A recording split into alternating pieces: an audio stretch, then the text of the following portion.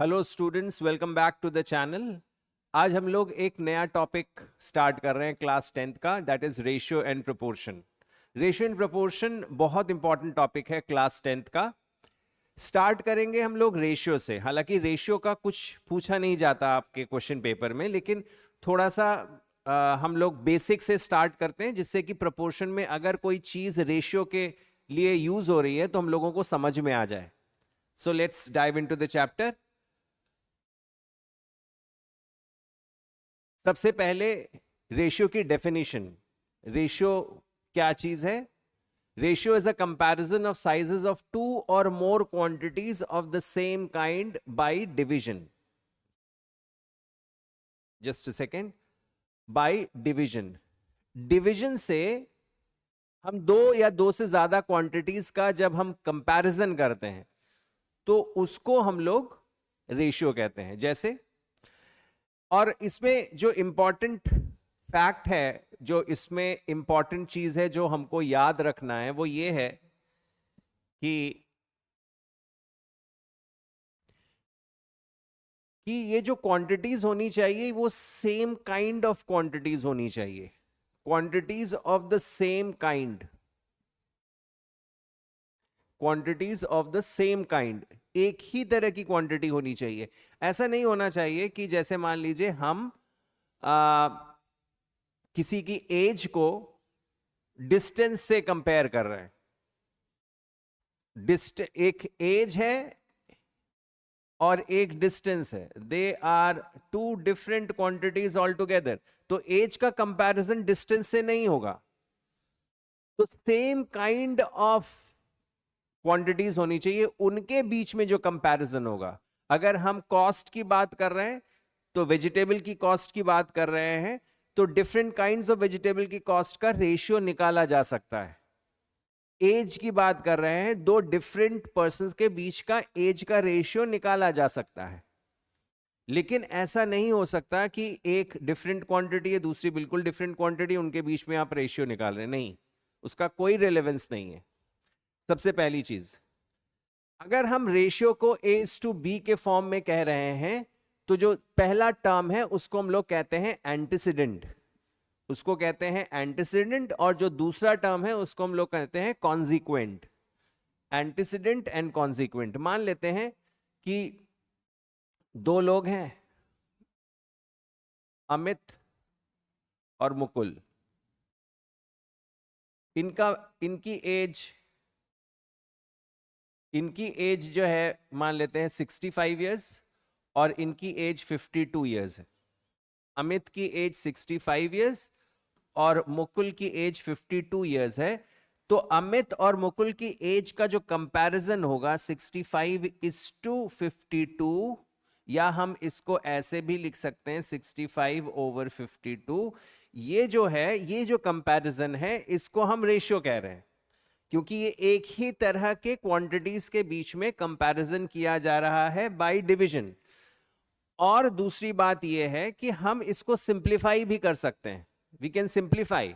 अभी आगे हम लोग फैक्ट पढ़ेंगे, जैसे 13 के टेबल में 65 भी आता है, 52 भी आता है। तो 13 5 टाइम्स एंड 13 4 टाइम्स, तो 5:4। तो अमित और मुकुल के एज का जो रेशियो होगा वो 5:4 का रेशियो होगा।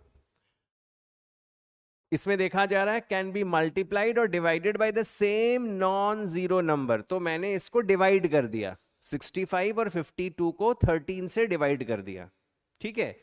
The order of the terms in ratio is important. Order important है। अगर मैं कह रहा हूं अमित और मुकुल की एज का रेशियो बताइए, अमित्स as is to Mukul's as, तो हमें पहले अमित की एज को ही लिखना पड़ेगा, फिर उसके बाद मुकुल की एज लिखना पड़ेगा। ऐसा नहीं है कि हम पहले किसी की भी एज लिख दें। तो ये ऑर्डर इज इंपॉर्टेंट। और ये बहुत इंपॉर्टेंट है कि पहले टर्म को हमने क्या नाम दिया है? Antecedent. This is antecedent, this is antecedent. और जो दूसरा वाला टर्म है उसको हम लोग कहते हैं कॉन्जिक्वेंट। This is कॉन्जिक्वेंट। ठीक है, चलिए आगे बढ़ते हैं। Ratio is taken only between positive and same kind of quantities. Positive होना जरूरी है। जो भी फिजिकल क्वांटिटीज आप देखेंगे इन रियल वर्ल्ड वो पॉजिटिव वैल्यूज में ही होंगी, तो उनके बीच में कंपैरिजन हो रहा है. While finding the ratio between two quantities, both the quantities must be in the same units. Same units में होना चाहिए. मान लीजिए कि हमने कहा कि दो कार्स ट्रैवल कर रही हैं, एक जो है 50 किलोमीटर पर आवर के रेट से ट्रैवल कर रही है और दूसरी जो है 100 मीटर पर सेकेंड के रेट से ट्रैवल कर रही है. नहीं, हम कंपेयर नहीं कर सकते. हालांकि दोनों सेम फिजिकल क्वांटिटीज हैं, लेकिन फिर भी हम इनको कंपेयर नहीं कर सकते unless they are in the same units. उनका यूनिट भी सेम होना चाहिए, तभी फिजिकल क्वांटिटी सेम होनी चाहिए, यूनिट भी सेम होना चाहिए, पॉजिटिव होना चाहिए. तीन चीजें. They must be same physical quantity, same physical quantity जो आपने अभी देखा. फिर दूसरा सेम यूनिट, और दोनों के दोनों पॉजिटिव होने चाहिए. ये तीनों चीजें याद रखिएगा, तभी हम दो क्वांटिटीज के बीच में कंपेयर कर पाएंगे. Excuse me. If the terms of given ratio are in fractions, then we convert them in whole numbers by multiplying each term by the LCM of their denominators. ये पॉइंट और ये point somewhat similar है कि to compare two ratios, convert them into equivalent like fractions. Like fractions आपने 7th 8th में पढ़ा होगा. Like fractions, unlike fractions, equivalent fractions. तो मान लेते हैं कि दो ratios हैं. एक है हमारा 4/3 और दूसरा है मान लेते हैं 3/7. अब आपको क्या करना है कि इनको A/B के रेशियो में निकालना है. तो हम इसको सिंप्लीफाई कर सकते हैं. कैसे करेंगे? कैसे करेंगे हम इसको? जैसा कि इन्होंने कहा है कि हम एलसीएम ले सकते हैं या लाइक फ्रैक्शंस में बना सकते हैं जिनका डिनोमिनेटर सेम होता है. लाइक फ्रैक्शंस मतलब जिनका डिनोमिनेटर सेम है. तो मैं इसमें क्या कह सकता हूं? इसमें मैं ये कह सकता हूं कि पहले 4/3 है और 3/7 है. तो 4/3 में 3 और 7, ये 3, ये डिनोमिनेटर और ये डिनोमिनेटर, इनका एलसीएम ले ली जाए. तो 3 और 7 का एलसीएम क्या हो जाएगा? 21. तो इसको आप 7 से मल्टीप्लाई करेंगे ऊपर नीचे, तो ये हो गया 28/21. और इसको किससे मल्टीप्लाई करेंगे आप? इसको आप 3 से मल्टीप्लाई करेंगे. Come on, 3:7. इसको आप 3 से मल्टीप्लाई करेंगे तो ये आ जाएगा 9/21. अब आप रेशियो लीजिए. 4/3:3/7 इज सेम एज 28/21:9/21. अब आप क्या कर सकते हैं? आप 21 से दोनों को मल्टीप्लाई कर सकते हैं. अभी देखा था ना कि रेशियो को आप किसी नॉन जीरो कांस्टेंट से मल्टीप्लाई या डिवाइड कर सकते हैं. तो अगर आपने 21 से दोनों को मल्टीप्लाई कर दिया तो ये क्या आ जाएगा? This is same as 28:9. तो ये रेशियो हो गया. 4/3:3/7 इज सेम एज 28:9. क्या किया हम लोगों ने? दोनों को लाइक फ्रैक्शंस बना लिया, दोनों का डिनोमिनेटर सेम कर दिया, या आपने एलसीएम लेके उसको सिंप्लीफाई कर लिया.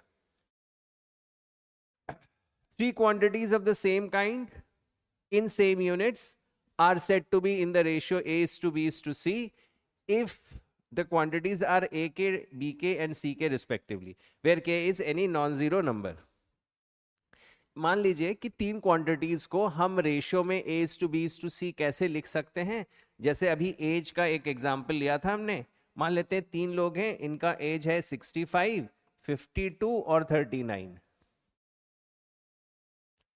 तो अगर तो इसमें कोई कॉमन फैक्टर इसमें तो दिख रहा है, तो इसमें अगर दिख रहा है तो इनके एज का रेशियो 59 तो वैसे नहीं था, 52:39. तो 52:39 ऐसे लिख सकते हैं हम लोग. या मैं इसमें जो कॉमन फैक्टर है उससे डिवाइड कर दूं. कॉमन फैक्टर क्या आ रहा है? 13 5 टाइम्स, 13 4 टाइम्स, 13 3 टाइम्स. सो 5:4:3. तो अगर कोई कॉमन फैक्टर आ रहा है उससे आप डिवाइड कर सकते हैं रेशियो को. नेक्स्ट देखते हैं. कॉम्पोजिशन ऑफ रेशियोज, ये फिर भी थोड़ा सा ज्यादा इंपॉर्टेंट है.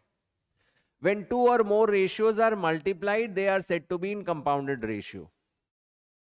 कंपाउंडेड रेशियो जैसे मान लीजिए आपसे कहा गया एक रेशियो है 3:4 और दूसरा रेशियो है 5:7. तो जब आप इन दोनों रेशियोज को मल्टीप्लाई करते हैं, ये रेशियो के टर्म्स में है, फ्रैक्शन में मैंने लिखा है, आप मान लीजिए 3:4 है, ये 5:7 है. जब इनको मल्टीप्लाई करेंगे तो मल्टीप्लाई कैसे करेंगे? एंटीसीडेंट को एंटीसीडेंट से, कॉन्सिक्वेंट को कॉन्सिक्वेंट से. तो जो प्रोडक्ट आएगा हमारा वो कंपाउंडेड रेशियो होगा. ठीक है. Compounded, a ratio compounded with itself, अपने से ही अगर कंपाउंड कर रहे हैं हम उसको, तो उसको हम लोग क्या कहते हैं? Duplicate ratio. जैसे मान लीजिए A:B है, तो डुप्लीकेट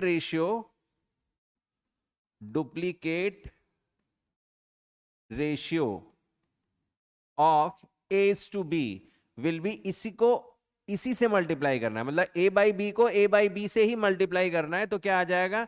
A²:B². ये इसको हम लोग कहते हैं डुप्लीकेट रेशियो. जैसे मान लीजिए 3:4 का डुप्लीकेट रेशियो 9:16 होगा, उसको उसी से मल्टीप्लाई कर दिया है. फिर उसी तरह से आपको पूछा जा सकता है ट्रिप्लीकेट रेशियो क्या होगा. तो A:B, जैसे डुप्लीकेट में कहा गया है कि A:B का डुप्लीकेट रेशियो उसी से मल्टीप्लाई कर दीजिए, A²:B². तो ट्रिप्लीकेट रेशियो क्या होगा? A:B का ट्रिप्लीकेट रेशियो A³:B³, उसी को 3 बार मल्टीप्लाई करने पर ट्रिप्लीकेट रेशियो. फिर सब डुप्लीकेट रेशियो क्या होता है? जैसे आपसे अगर पूछा जाए 9/16 का सब डुप्लीकेट रेशियो बताइए, तो उसका स्क्वायर रूट. डुप्लीकेट मतलब उसका स्क्वायर कर दिया या उसको उसी से मल्टीप्लाई कर दिया. सब डुप्लीकेट का मतलब उसी का स्क्वायर रूट ले लिया. तो 9:16 का सब डुप्लीकेट रेशियो क्या हो जाएगा? 3:4 हो जाएगा. या A:B का सब डुप्लीकेट रेशियो √A:√B हो जाएगा. ठीक है. सब ट्रिप्लीकेट रेशियो, जैसे ट्रिप्लीकेट रेशियो है उसको 3 बार मल्टीप्लाई कर दिया, डुप्लीकेट रेशियो स्क्वायर रूट ले लिया. ट्रिप्लीकेट रेशियो ये गलत लिखा हुआ है, इसको होना चाहिए था cube root of A cube root of B. जैसे मान लीजिए आपसे कहा जाए अगर 27:8 का सब ट्रिप्लीकेट रेशियो बताइए, तो 27:8 का सब ट्रिप्लीकेट रेशियो इसका क्यूब रूट 3 और इसका क्यूब रूट 2, तो 3:2.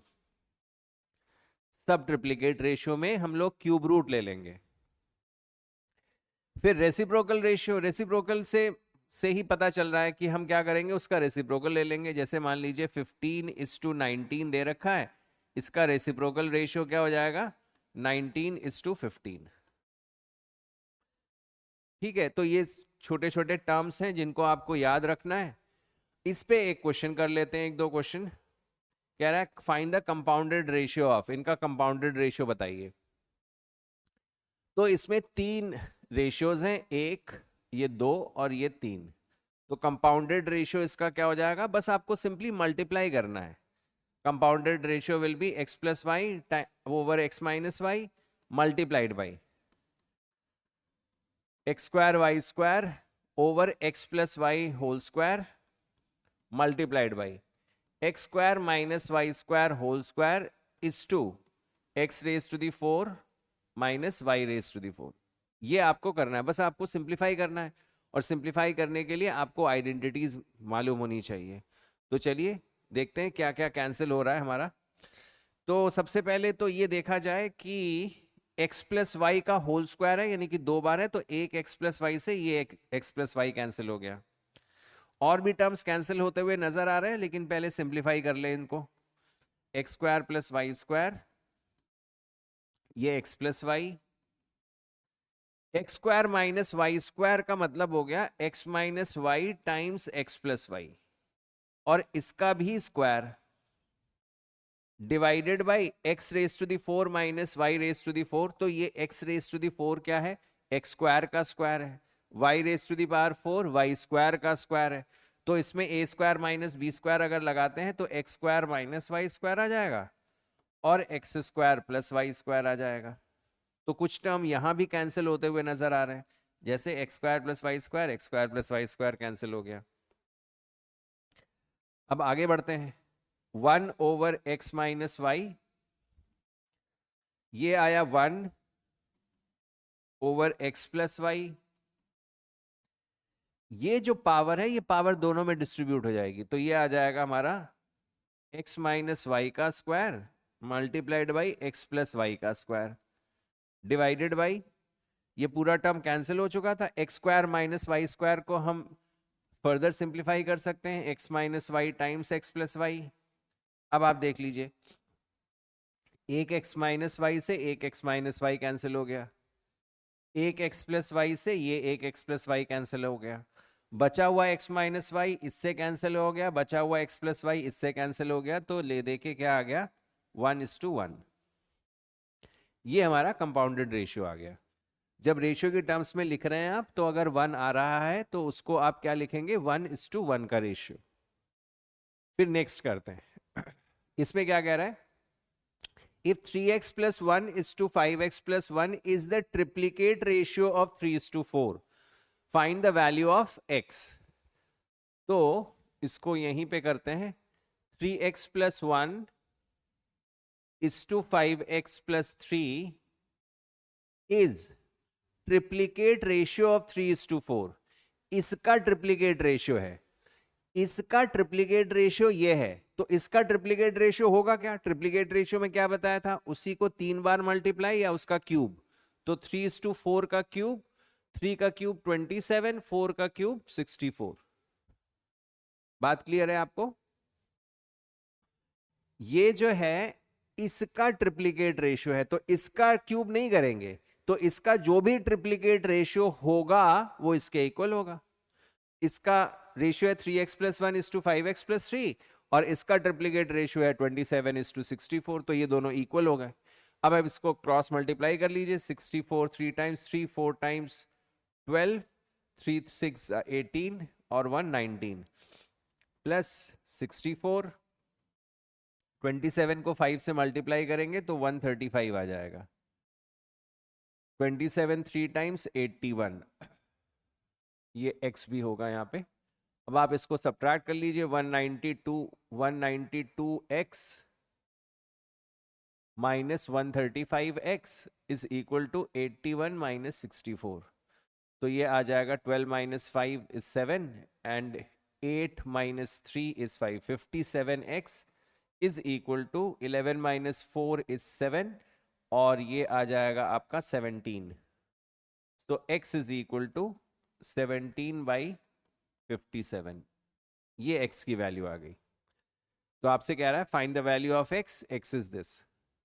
ठीक है, चलिए आगे बढ़ते हैं, क्योंकि रेशियो में बहुत ज्यादा टाइम देना अकलमंदी की बात नहीं है, क्योंकि रेशियो से बस आपको सिंपल टर्म्स मालूम होने चाहिए जो आपको पहले सिखाए गए थे, और उसका यूज कहां पे है, उसका यूज प्रोपोर्शन में है।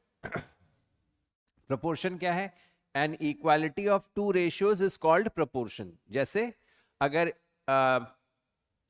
A:B दे रखा है और दूसरा है C:D, अगर मैं कह रहा हूं इन दोनों रेशियोज आपस में इक्वल है, the equality of two ratios, इनको हम लोग क्या कहेंगे, they are in proportion. If A:B is same as C:D, then A, B, C, D are said to be in proportion। दो रेशियोज अगर इक्वल है तो चार क्वांटिटीज, क्योंकि दो रेशियोज में चार क्वांटिटीज होंगी, चारों quantities will be in proportion, 4 quantities said to be in proportion होना चाहिए, said to be in proportion if and only if A:B is not equal to C, C:D होना चाहिए यहां पे, C:D। ठीक है, दैट इज अगर ऐसा है तो ऐसा होगा। ये हम लोगों ने क्या किया, क्रॉस मल्टीप्लाई कर सकते हैं, तो AD is equal to BC, AD is equal to BC। इसमें जो ये टर्म्स हैं इनको हम लोग क्या कहते हैं, मीन्स, इसको और इसको हम लोग कहते हैं मीन्स, और इसको और इसको, इन दोनों को हम लोग कह सकते हैं एक्सट्रीम्स। इनको कह सकते हैं एक्सट्रीम्स। अगर चार क्वांटिटीज प्रोपोर्शन में हैं तो product of extremes is equal to product of means. चार क्वांटिटीज अगर प्रोपोर्शन में है तो या तो आप ऐसे लिखिए जैसे लिखा हुआ है, और आप कहेंगे एक्सट्रीम्स का प्रोडक्ट मीन्स के प्रोडक्ट के इक्वल होना चाहिए। Product of extremes is equal to product of means. Fourth proportional, a b c d में फोर्थ प्रोपोर्शनल कौन सा हो जाएगा? डी। डी फोर्थ प्रोपोर्शनल हो जाएगा, सी आपका third proportional, b second proportional. ठीक है, सिंपल सिंपल से टर्म्स हैं इसमें। कॉन्टिन्यूड प्रोपोर्शन बेसिकली देखा जाता है कि जो क्वेश्चन आता है, या तो आप प्रोपोर्शन की जो एक कॉम्पोनेंडो डिविडेंडो करके प्रॉपर्टीज हम पढ़ेंगे उस पे बेस्ड क्वेश्चन आता है, और एक जो है कॉन्टिन्यूड प्रोपोर्शन पे क्वेश्चन पूछ लिया जाता है। तो कॉन्टिन्यूड प्रोपोर्शन भी इंपॉर्टेंट है। कब कहेंगे हम कुछ क्वांटिटीज कॉन्टिन्यूड प्रोपोर्शन में है? कि अगर पहले और दूसरे का रेशियो दूसरे और तीसरे के रेशियो के बराबर है, दूसरे और तीसरे का रेशियो तीसरे और चौथे के रेशियो के बराबर है, एंड सो ऑन। जैसे एग्जाम्पल के तौर पे, जैसे मैं कहूं कि इसमें मान लीजिए कि तीन क्वांटिटीज हैं और कहा गया है कि they are in continued proportion. तो अगर they are in continued proportion तो हम कहेंगे कि पहले और दूसरे का रेशियो दूसरे और तीसरे के रेशियो के बराबर होगा, और इससे ज्यादा क्वांटिटीज हैं तो यही सिलसिला जारी रहेगा। कहने का मतलब, अगर मैं इसमें एक क्वांटिटी और ऐड कर दूं डी, तो पहले और दूसरे का रेशियो दूसरे और तीसरे के रेशियो के बराबर हो गया, दूसरे और तीसरे का रेशियो तीसरे और चौथे के रेशियो के बराबर होगा, एंड सो ऑन। ये सिलसिला चलता जाएगा। इसको हम लोग कॉन्टिन्यूड प्रोपोर्शन कहेंगे।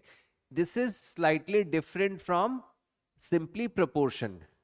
उसमें चार क्वांटिटीज अगर प्रोपोर्शन में होंगी तो पहले और दूसरे का रेशियो तीसरे और चौथे के रेशियो के बराबर ही होगा। लेकिन अगर चार क्वांटिटीज कॉन्टिन्यूड प्रोपोर्शन में रहेंगी तो ऐसा कुछ होगा, पहले और दूसरे का रेशियो दूसरे तीसरे तीसरे चौथे के रेशियो के बराबर होगा। ठीक है, तो इसमें ए बी सी डी में हम लोग ए को फर्स्ट प्रोपोर्शन कहते हैं। A is called the first proportion. और अगर मान लीजिए कि तीन क्वांटिटीज हैं, केवल तीन क्वांटिटीज की बात हो रही है, ए बी और सी, तो इसको हम लोग फर्स्ट प्रोपोर्शन कहेंगे। फर्स्ट प्रोपोर्शन ये लिखा हुआ है आपके पास। बीच वाले टर्म को हम लोग सेकंड या मीन प्रोपोर्शन कहते हैं। Mean proportion. मीन प्रोपोर्शन, अगर if A B C R in continued proportion then B, that is the middle one, is called the mean proportion. और सी को हम लोग थर्ड प्रोपोर्शन कहेंगे। सी को थर्ड प्रोपोर्शन कहेंगे। ये जो मीन प्रोपोर्शन की बात आ रही है ये तभी पॉसिबल है जब तीन क्वांटिटीज के बारे में कॉन्टिन्यूड प्रोपोर्शन कहा गया हो, तो बीच वाले टर्म को हम मीन प्रोपोर्शन कहेंगे। ठीक है, पहले को फर्स्ट, बीच वाले को मीन, और थर्ड को तीसरे को थर्ड प्रोपोर्शन कहा जाता है।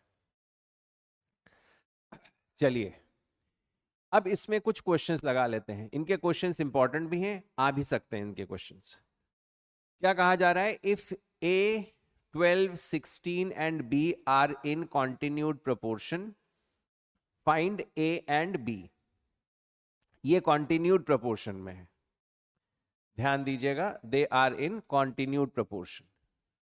तो अगर ये कॉन्टिन्यूड प्रोपोर्शन में है तो इसका मतलब पहले और दूसरे का ratio will be same as दूसरे और तीसरे का ratio will be same as तीसरे और चौथे के रेशियो। यही होगा, पहला दूसरे का रेशियो, दूसरे तीसरे का रेशियो, तीसरे चौथे का रेशियो। अब क्या करें? अब इसको पहले सिंप्लीफाई होता हुआ नजर आ रहा है तो इसको सिंप्लीफाई कर ले, ये आ जाएगा 3:4। अब पहला रेशियो और दूसरा रेशियो को अगर इक्वल करते हैं, a/12 इज इक्वल टू 3/4, तो ये 4 से ये कैंसिल हो गया, 3, तो a की वैल्यू क्या आ जाएगी? 9। सिंपल क्वेश्चन है, ज्यादा मुश्किल नहीं है। उसी तरह से अगर मैं इस दूसरे रेशियो को तीसरे के इक्वल करता हूं कि 3/4 इज इक्वल टू 16/b, तो बी को मैं इधर ले गया, 3/4 को इधर लाऊंगा तो 4 16 से मल्टीप्लाई होगा और 3 से डिवाइड हो जाएगा, तो ये आ जाएगा बी की वैल्यू आ जाएगी 64/3, ये बी हो जाएगा। सिंपल क्वेश्चन है, ज्यादा कुछ कैलकुलेशन भी नहीं है इसमें। मतलब ये हम लोगों ने देखा है कि इस तरह की चीजों को पहले समझ ले, फिर धीमे धीमे क्वेश्चंस का लेवल बढ़ाते जाते हैं। अब जैसे मान लीजिए ये दिया गया k+3, k+2, 3k-7 and this are in proportion, then find k की वैल्यू निकालनी है। तो अगर k की वैल्यू निकालनी है तो हम लोग कैसे निकालें? चार क्वांटिटीज हैं, चार क्वांटिटीज हैं और चारों की चारों क्वांटिटीज कह रहे हैं प्रोपोर्शन में है, तो क्या होना चाहिए उसमें? तो आप ये भी कह सकते हैं कि भाई पहले और दूसरे का रेशियो, तीसरे, और जब भी क्वेश्चन देखेंगे तो आप ये जरूर देख लीजिएगा कि वो प्रोपोर्शन में दिया गया है कि कॉन्टिन्यूड प्रोपोर्शन में दिया गया है। इसमें सिंपली प्रोपोर्शन में दिया गया है ये, तो हम क्या कहेंगे कि पहले और दूसरे का रेशियो दूसरे और तीसरे के रेशियो, तीसरे और चौथे के रेशियो के बराबर होगा। ठीक है जी, पहले और दूसरे का रेशियो तीसरे और चौथे रेशियो के इक्वल होगा।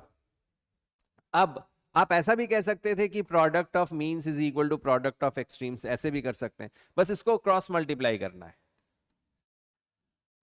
k+3 multiplied by 2k-3 is equal to k+2 multiplied by 3k-7।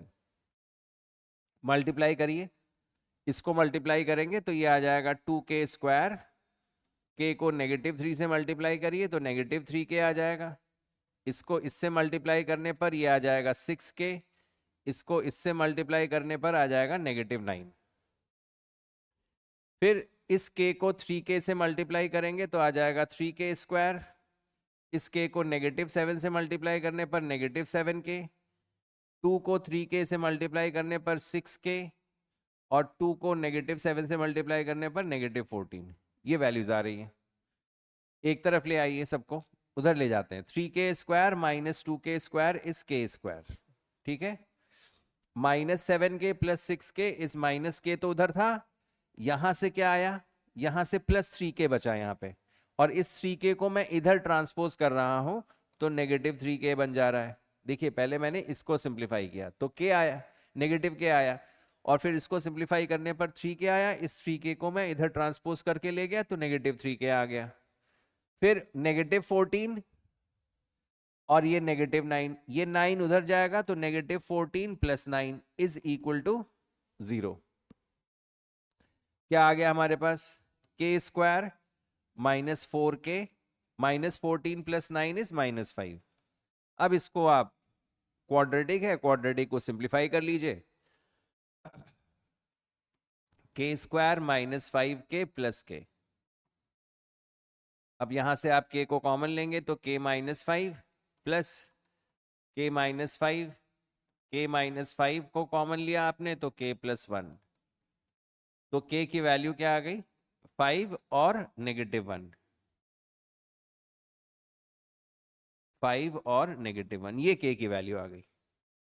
ठीक है जी, तो सिंपल क्वेश्चन था, चार क्वांटिटीज दे रखी थी, कहा गया था प्रोपोर्शन में है, तो k की वैल्यू बताइए, आपने कहा प्रोपोर्शन में है, पहले और दूसरे का रेशियो तीसरे और चौथे के रेशियो के बराबर होगा, क्रॉस मल्टीप्लाई किया, k की वैल्यू आ गई। सिंपल क्वेश्चन था।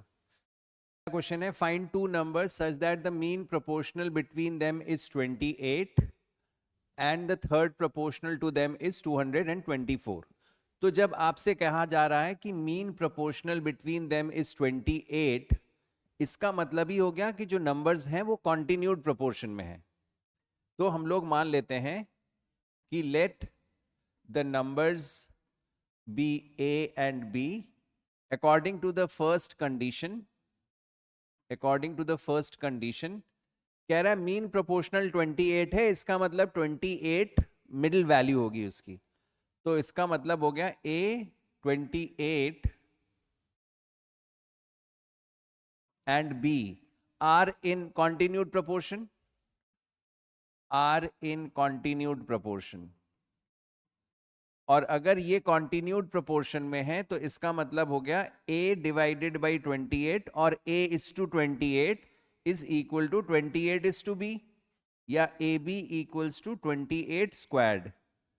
ये पहली इक्वेशन आ गई हमारे पास according to the given condition. फिर आपसे कहा जा रहा है सेकेंड कंडीशन क्या दी गई है? सेकेंड कंडीशन दी गई है आपको कि the third proportional to them is 224। इसका मतलब अगर तीन नंबर्स प्रोपोर्शन में हैं तो कॉन्टिन्यूड प्रोपोर्शन में है तो तीसरे नंबर को थर्ड प्रोपोर्शनल कहेंगे। तो इसका मतलब A, B and 224 are in continued proportion. Continued proportion. तो कैसे हम इसको आगे बढ़ाएंगे?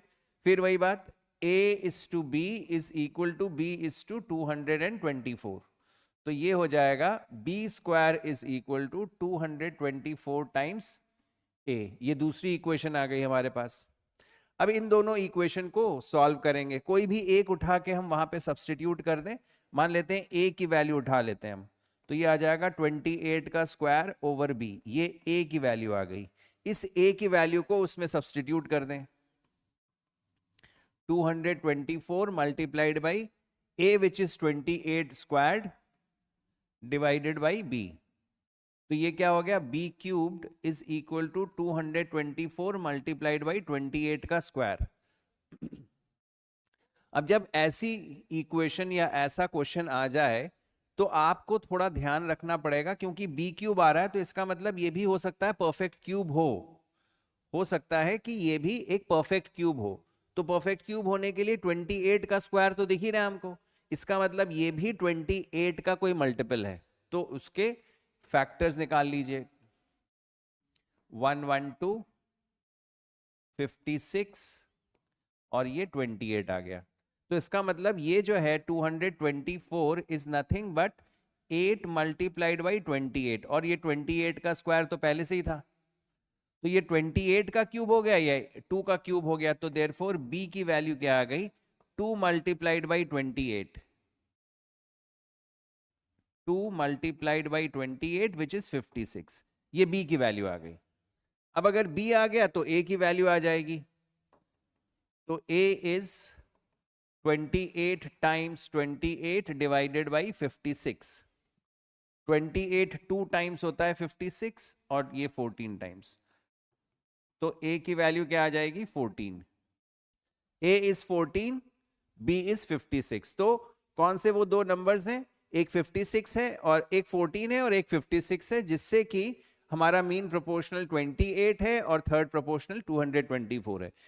दोनों को मिक्स करने की कोशिश मत करिएगा कि मीन प्रोपोर्शनल भी 28 आ जाए और थर्ड प्रोपोर्शनल भी 224 हो जाए, तब दिक्कत हो जाएगी। आपको अलग अलग कंडीशन दी गई हैं। दो नंबर्स ऐसे बताइए कि उनके बीच का मीन प्रोपोर्शनल 28 है और उन्हीं दो नंबर्स का थर्ड प्रोपोर्शनल 224 है। तो दोनों अलग अलग कंडीशन निकाल के यूज करके हम लोगों ने दो नंबर्स निकाल दिए। ठीक है, चलिए अगला क्वेश्चन देखते हैं। If y is the mean proportional between x and z। फिर से y is the mean proportional. एक चीज याद रखेंगे हम लोग, अब बार बार जब मीन प्रोपोर्शनल आ रहा है, जैसे x y z are in continued proportion, इसमें भी यही होगा, x y z are in continued proportion. यहां पे लिख देता हूं मैं, x y z are in continued proportion, continued proportion. इसका मतलब ये हो गया कि एक्स बाई वाई और वाई बाई जेड दोनों बराबर होंगे, एक्स बाई वाई और वाई बाई जेड दोनों बराबर होंगे। इसका मतलब हो गया y square is equal to z x. मतलब बीच के नंबर का स्क्वायर एक्सट्रीम के प्रोडक्ट के इक्वल होगा। ये अब याद रखेंगे हम लोग। तो between x and z, y is the mean proportional between x and z, और प्रूव करना है x y z, excuse me, x y z multiplied by x plus y plus z whole cube is equal to this. तो हम लोगों ने left hand side लिया। तो कुछ भी स्टार्ट करने से पहले, कोई भी सॉल्यूशन स्टार्ट करने से पहले थोड़ा सा सोच लीजिए कि हम लोगों को क्या दिया गया है और क्या लाना है। हमको दिख रहा है x plus y plus z का होल क्यूब है और यहां पे दिख रहा है x y plus y z plus z x का होल क्यूब है। जैसे ही हमने इस x plus y plus z के होल क्यूब को खोलने की कोशिश की, एक्सपैंड करने की कोशिश की, वो बहुत ज्यादा कॉम्प्लिकेटेड हो जाएगा, बहुत लेंदी हो जाएगा। तो हम क्या करें कि हम देखें कि इस क्यूब को इंटैक्ट रहने दें और हम ये देखें कि इसका फायदा कैसे उठाया जा सकता है। देखिए जैसे y तो है, यहां पे zx दिख रहा है, ये z टाइम्स x दिख रहा है, तो क्या मैं इस zx को y स्क्वायर लिख सकता हूं? तो y को अलग कर दिया और इस zx को मैंने y स्क्वायर लिख दिया, तो ये आ गया x plus y plus z whole cube. अब ये आ गया y cube multiplied by x plus y plus z whole cube. तो आपको पता है ये पावर्स डिस्ट्रीब्यूट हो जाती हैं, तो इसका मतलब ये आ गया y times x plus y plus z whole इस पूरे का क्यूब, क्योंकि पावर डिस्ट्रीब्यूट होके इवेंचुअली यही आएगा। अब क्या करें, मैं इसको मल्टीप्लाई कर लूं। मोटिव क्या है? मोटिव ये है एक ब्रैकेट में लाना, ये अलग अलग टर्म्स थे, इनको एक ब्रैकेट में लाना, तो एक ब्रैकेट में तो हम ले आए हैं, बस इसको मल्टीप्लाई करना बाकी रह गया है। तो ये आ जाएगा x y plus Y square plus y z का होल क्यूब। देखिए वैसा कुछ बनता चला जा रहा है। अब ये जो वाई स्क्वायर है, फिर से वाई स्क्वायर की जगह जेड एक्स लिख लीजिए, तो x y plus z x plus z y का होल क्यूब, और यही चीज हमको प्रूव करनी है, x y plus y z plus z x का होल क्यूब, यही प्रूव करना था हमको। तो हम लोगों ने क्या नोटिस किया कि हम लोगों ने नोटिस ये किया कि पहले तो मीन प्रोपोर्शन कैसे लिखते हैं, और दूसरी जब जब प्रूव करना होगा तो हमें ध्यान रखना होगा कि क्या दिया गया और क्या लाना है। ब्लाइंडली एक्सपैंड करना नहीं चाहिए हमको। पहले देखिए कि क्यूब वाला टर्म है, वहां भी क्यूब वाला टर्म है, तो हमने जितना सिंप्लीफिकेशन हो सकता था वैसे सिंप्लीफाई किया, अपने आप चीजें आती चली गई। ठीक है, चलिए आगे बढ़ते हैं। Next question. एक ही क्वेश्चन के 3 पार्ट्स हैं। इस तरह के क्वेश्चंस भी आपके एग्जामिनेशन में बहुत कॉमन से क्वेश्चंस होते हैं। x by a is same as y by b is equal to z by c, then prove that this। देखिए इसमें एक मेथड बच्चे, टीचर्स, सभी लोग बताते हैं कि ऐसा कर लीजिए आप, और ये बहुत कन्वीनियंट मेथड होता है, और नो डाउट कन्वीनियंट होता भी है, लेकिन कुछ क्वेश्चंस ऐसे होते हैं जिससे इस मेथड से करने पर बहुत लेंदी हो जाएगा क्वेश्चन। कुछ ऐसे क्वेश्चंस भी हैं, अभी आगे हम लोग देखेंगे, लेकिन जहां तक पॉसिबल है हम लोग फ्लेक्सिबल रहेंगे। जहां पे हमको लगेगा ये मेथड लगाना चाहिए वो मेथड लगाएंगे, और जहां पे ये मेथड जो है लगेगा बहुत लेंदी सोल्यूशन दे रहा है, वहां पे हम कुछ और सोचेंगे, डिपेंडिंग ऑन द क्वेश्चन। चलिए देखते हैं। x by a is equal to y by b equals to z by c, ये गिवन है, इसको मान लेते हैं किसी कांस्टेंट के इक्वल, इसको मान लेते हैं कि let it be equal to k, और ये हर एक क्वेश्चन में वैलिड है, हर एक पार्ट के लिए वैलिड है, ये इंफॉर्मेशन हर एक पार्ट के लिए है। अब अगर ऐसा है तो x की वैल्यू क्या हो जाएगी? x की value a times k, y की वैल्यू क्या हो जाएगी? b टाइम्स के, और z की वैल्यू क्या हो जाएगी? c टाइम्स के। क्या करते हैं हम लोग इसमें?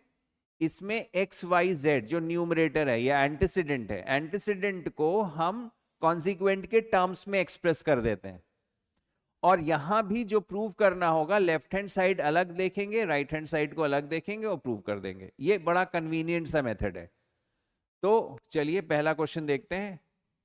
पहले क्वेश्चन का लेफ्ट हैंड साइड लिख रहे हैं हम, और डायरेक्टली मैं सब्सटीट्यूट कर रहा हूं। तो देखें, ए स्क्वायर एक्स स्क्वायर, ए स्क्वायर तो ए स्क्वायर ही रहने दिया, एक्स की वैल्यू है ए टाइम्स के, तो अगर एक्स ए टाइम्स के है तो उसका स्क्वायर जब करेंगे तो क्या आ जाएगा? A square k square plus B square as it is रहने दिया, वाई स्क्वायर है, वाई की वैल्यू क्या है? बी के, तो वाई स्क्वायर क्या हो जाएगा? B square k square plus C square as it is रहने दिया, जेड स्क्वायर, z की वैल्यू क्या है, c टाइम्स k, तो ये आ जाएगा c square k square divided by a cube x, a cube as it is रहने दिया हमने, x की वैल्यू क्या है a times k plus b cube as it is रहने दिया, y की वैल्यू क्या है b टाइम्स k, तो ये b टाइम्स k हो गया, ठीक है। फिर c cube multiplied by z की वैल्यू क्या है c टाइम्स k, और इस पूरे का क्यूब, बस वैल्यूज ही सब्स्टिट्यूट किए और कुछ नहीं किया है। अब सिंप्लीफाई करेंगे, दिस इज इक्वल टू, ये आ जाएगा a raise to the 4 times k square, b raise to the 4 times k square, c raise to the 4 times k square divided by, ये आ जाएगा a raise to the 4 times k, b raise to the 4 times k, c raise to the 4 times k, और पूरे का cube.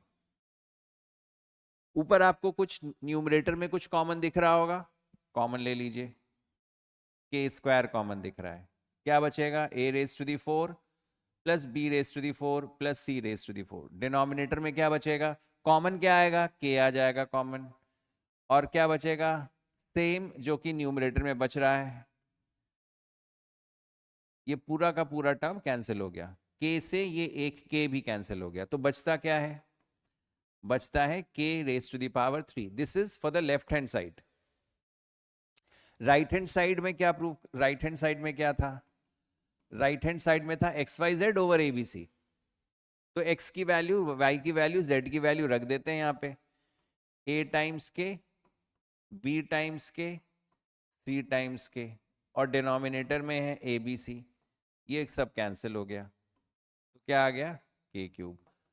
Left hand side और right hand side दोनों में same value आ रही है k cube, this is true, proved, ठीक है, कन्वीनियंट मेथड है।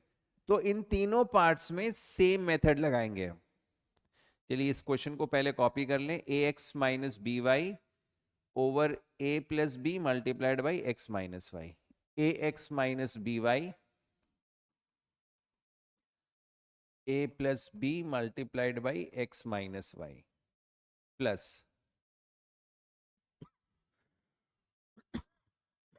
B y over c z, b y over c z, b y plus b y minus c z over b plus C multiplied by y minus z plus c z minus a x, c z minus a x, तो उसी pattern को follow करते हैं, c plus ए और z minus x, इसको prove करना है कि ये 3 के इक्वल है। और हम लोग पहले ही कह चुके हैं x की value a times k, y की वैल्यू b टाइम्स के, और z की वैल्यू c टाइम्स के, बस सब्स्टिट्यूट करना है on the left hand side. तो a टाइम्स x की value a times k, y की value b times k, a plus b as it is रहेगा, फिर x की जगह x की वैल्यू, y की जगह y की वैल्यू b टाइम्स k, यहां भी b is y is b k, z is c k divided by b plus c, b k minus c k, and here this is c times k minus a times a k divided by c plus a multiplied by z is c k minus x is a k। अब देखिए बस केवल substitution है, इसमें कुछ ज्यादा समझने की जरूरत नहीं है। तो इसमें क्या आ जाएगा, हमको k कॉमन दिख रहा है ऊपर, और क्या दिख रहा है, ये ए स्क्वायर दिख रहा है माइनस बी स्क्वायर दिख रहा है। डिनोमिनेटर में देखिए यहां से के को कॉमन ले लीजिए, और क्या दिखा ये ए प्लस बी, और के जब कॉमन आ गया तो ए माइनस बी, और यही चीजें यहां भी दिखेंगी आपको क्योंकि सिमिलर पैटर्न पे लिखे गए हैं सारे टर्म्स। तो ये आ जाएगा b square minus C square divided by k को कॉमन लेने पर b plus C multiplied by b minus c. इधर भी k को अगर कॉमन लिया तो c square minus a square divided by k, अगर मैंने कॉमन ले लिया यहां भी तो c plus a multiplied by C minus a. अब आप देखिए a plus b times a minus b आपको a square minus B square दे रहा है, ये भी a square minus B square है, ये भी a square minus B square है, k से k भी कैंसिल हो गया। यहां भी वैसा ही पैटर्न दिख रहा है हमको, यहां भी वैसे ही पैटर्न दिख रहा है, तो यहां से आ गया 1, यहां से भी आ गया 1, यहां से भी आ गया 1 and therefore the answer is 3। ये प्रूव करना था आपको, सिंपल क्वेश्चन था। Next question, ABC times x plus a by a, यहां पे करते हैं ABC times x plus a by a plus y plus b by b and z plus c by c, y plus b by b and z plus c by c का whole cube है, शायद क्या है, whole cube is equal to 27, ये equals to होना चाहिए, this is equals to 27x plus a y plus b z plus c, 27 this is cube, this is cube, 27 times x plus a y plus b and z plus c, ये prove करना है हमको। तो हम लोग पहले left hand side ले और सीधे सब्सटीट्यूट कर रहे हैं, हम लेफ्ट हैंड साइड में सीधे हम सब्सटीट्यूट कर रहे हैं। देखिए ए बी सी को एज इट इज रहने दिया, x की जगह a k plus a over b, y की जगह b k plus b, this is a I guess, ये a था, मैंने b लिख दिया इसको, दिस वाज a, यहां भी a होगा, a दिस इज b और z is c k plus c divided by c whole cube. अब आप देखिए यहां पे कि a को कॉमन लेने पर ऊपर नीचे a कैंसिल हो जाएगा, ये मैं स्टेप स्किप कर रहा हूं, a जैसे ही आप कॉमन लेंगे a से a कैंसिल हो जाएगा, तो यहां बचेगा आपके पास ऊपर k प्लस 1, a से a कैंसिल हो गया k प्लस 1, यहां भी b कॉमन लेने पर ऊपर नीचे कैंसिल हो जाएगा k प्लस 1, यहां भी c कॉमन लेने पर ऊपर नीचे कैंसिल हो जाएगा k प्लस 1 होल क्यूब। तो ये क्या आ गया, A B C multiplied by 3k plus 3 whole cube. इसमें अगर आप 3 को कॉमन लेते हैं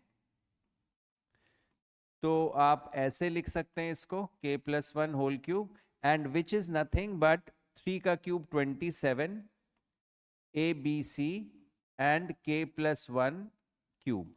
ये हमारा लेफ्ट हैंड साइड सिंप्लीफाई करके आया है। राइट हैंड साइड देखिए, राइट हैंड साइड में भी यही आ जाएगा, दिख ही रहा है 27 है वहां पे, तो 27 तो लिख दीजिए, x की जगह वैल्यू लिख दीजिए a के प्लस a, y की जगह b के प्लस b और c की जगह z की जगह c k plus c। a common लेंगे, b कॉमन लेंगे, c कॉमन लेंगे, तो क्या आ जाएगा हमारे पास 27 टाइम्स ए बी सी और ये k प्लस 1, k प्लस 1 और ये k प्लस 1, तो क्या आ गया 27 A B C multiplied by k plus 1 cube. और यही हमारा राइट हैंड साइड में भी है, ये राइट हैंड साइड है और यही हमारा लेफ्ट हैंड साइड में भी है। तो ये 3 क्वेश्चंस ऐसे थे कि सिंपली आपको सब्स्टिट्यूट करना था और वो जो मेथड बताया था x is equal to a के, y इक्वल्स टू b के, z इक्वल्स टू c के, मतलब आपको एंटीसीडेंट को कॉन्सिक्वेंट के टर्म्स में लिखना था। अब चलिए अगला क्वेश्चन देखें, if A B C D are in proportion, 4 numbers दिए गए हैं, they are in proportion, prove ये करना है हमको।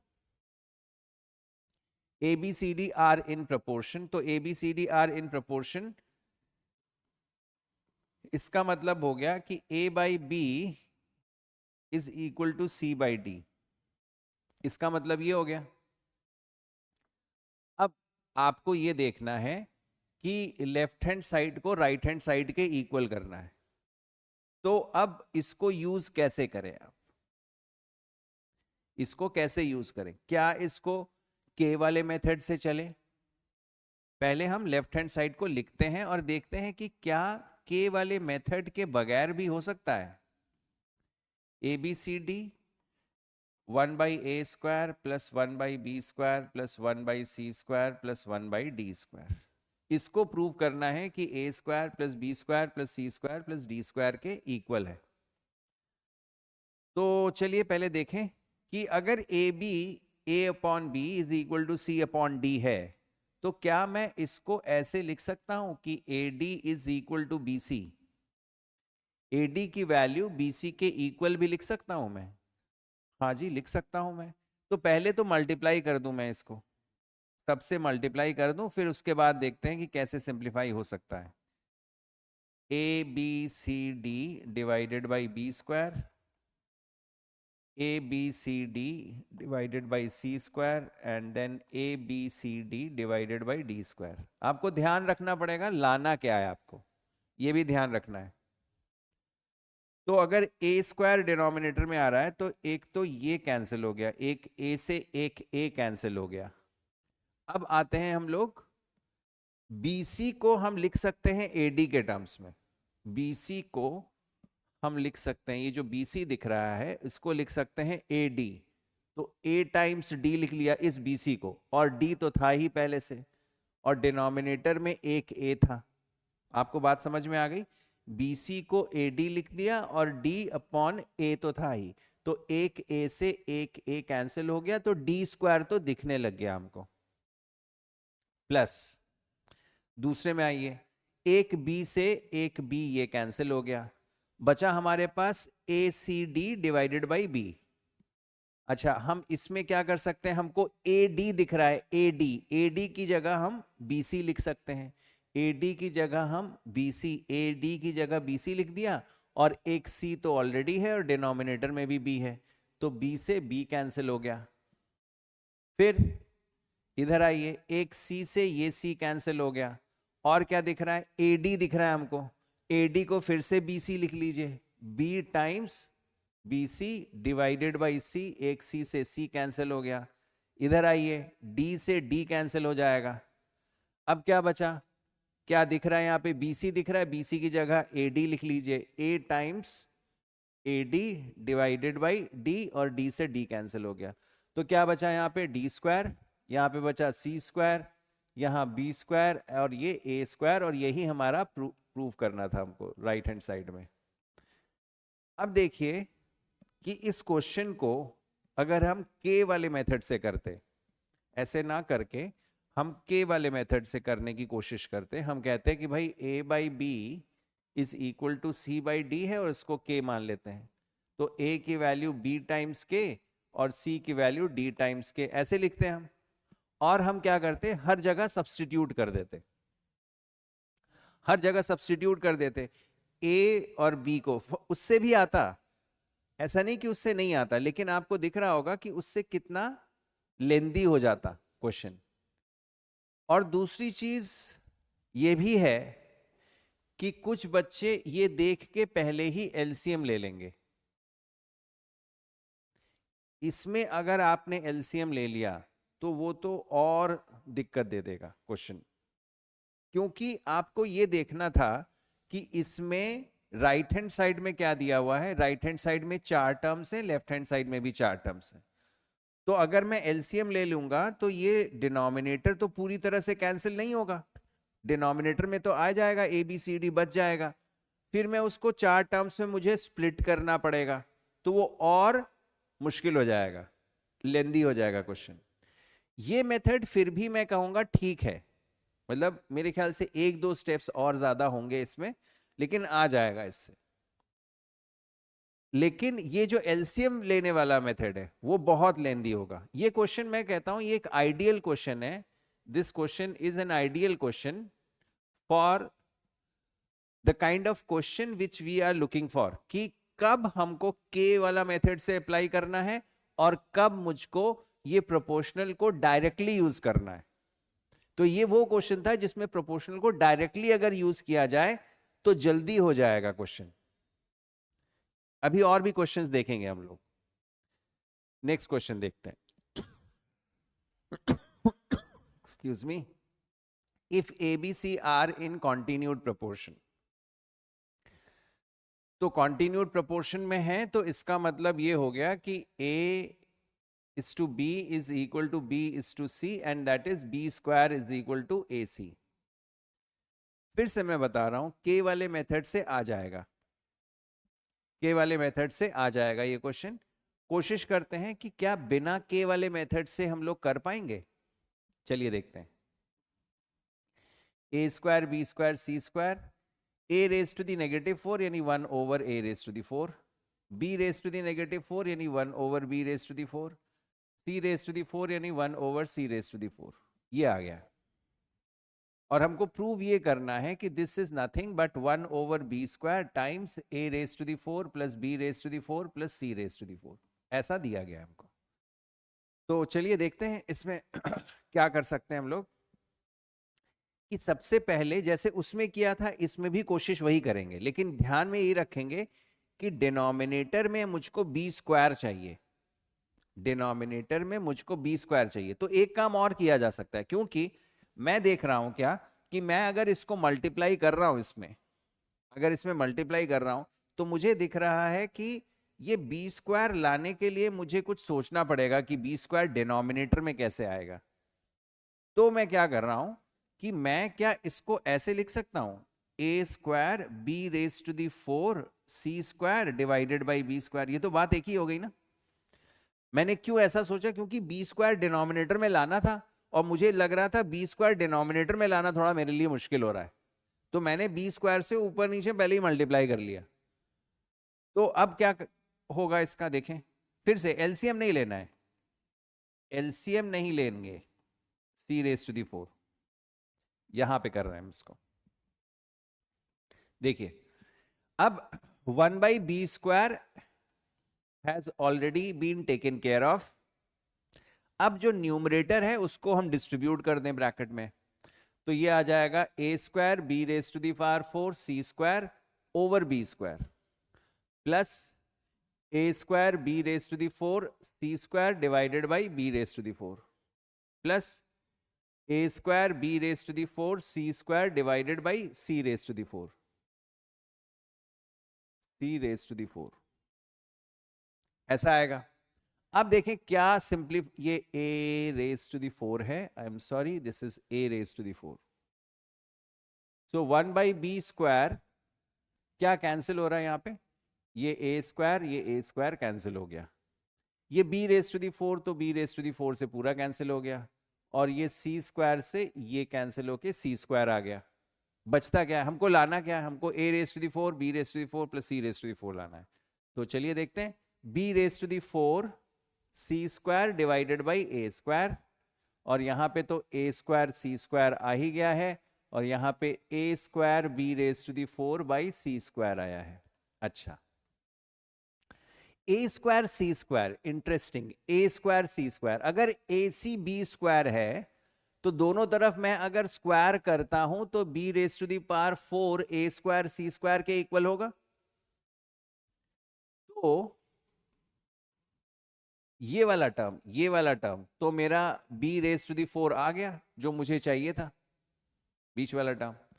इसका मतलब ये एक a रेज टू दी 4 है, एक c रेज टू दी 4 है।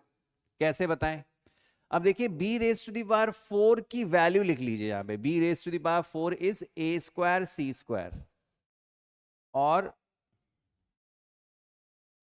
a स्क्वायर c स्क्वायर, और एक और c स्क्वायर है divided by a square.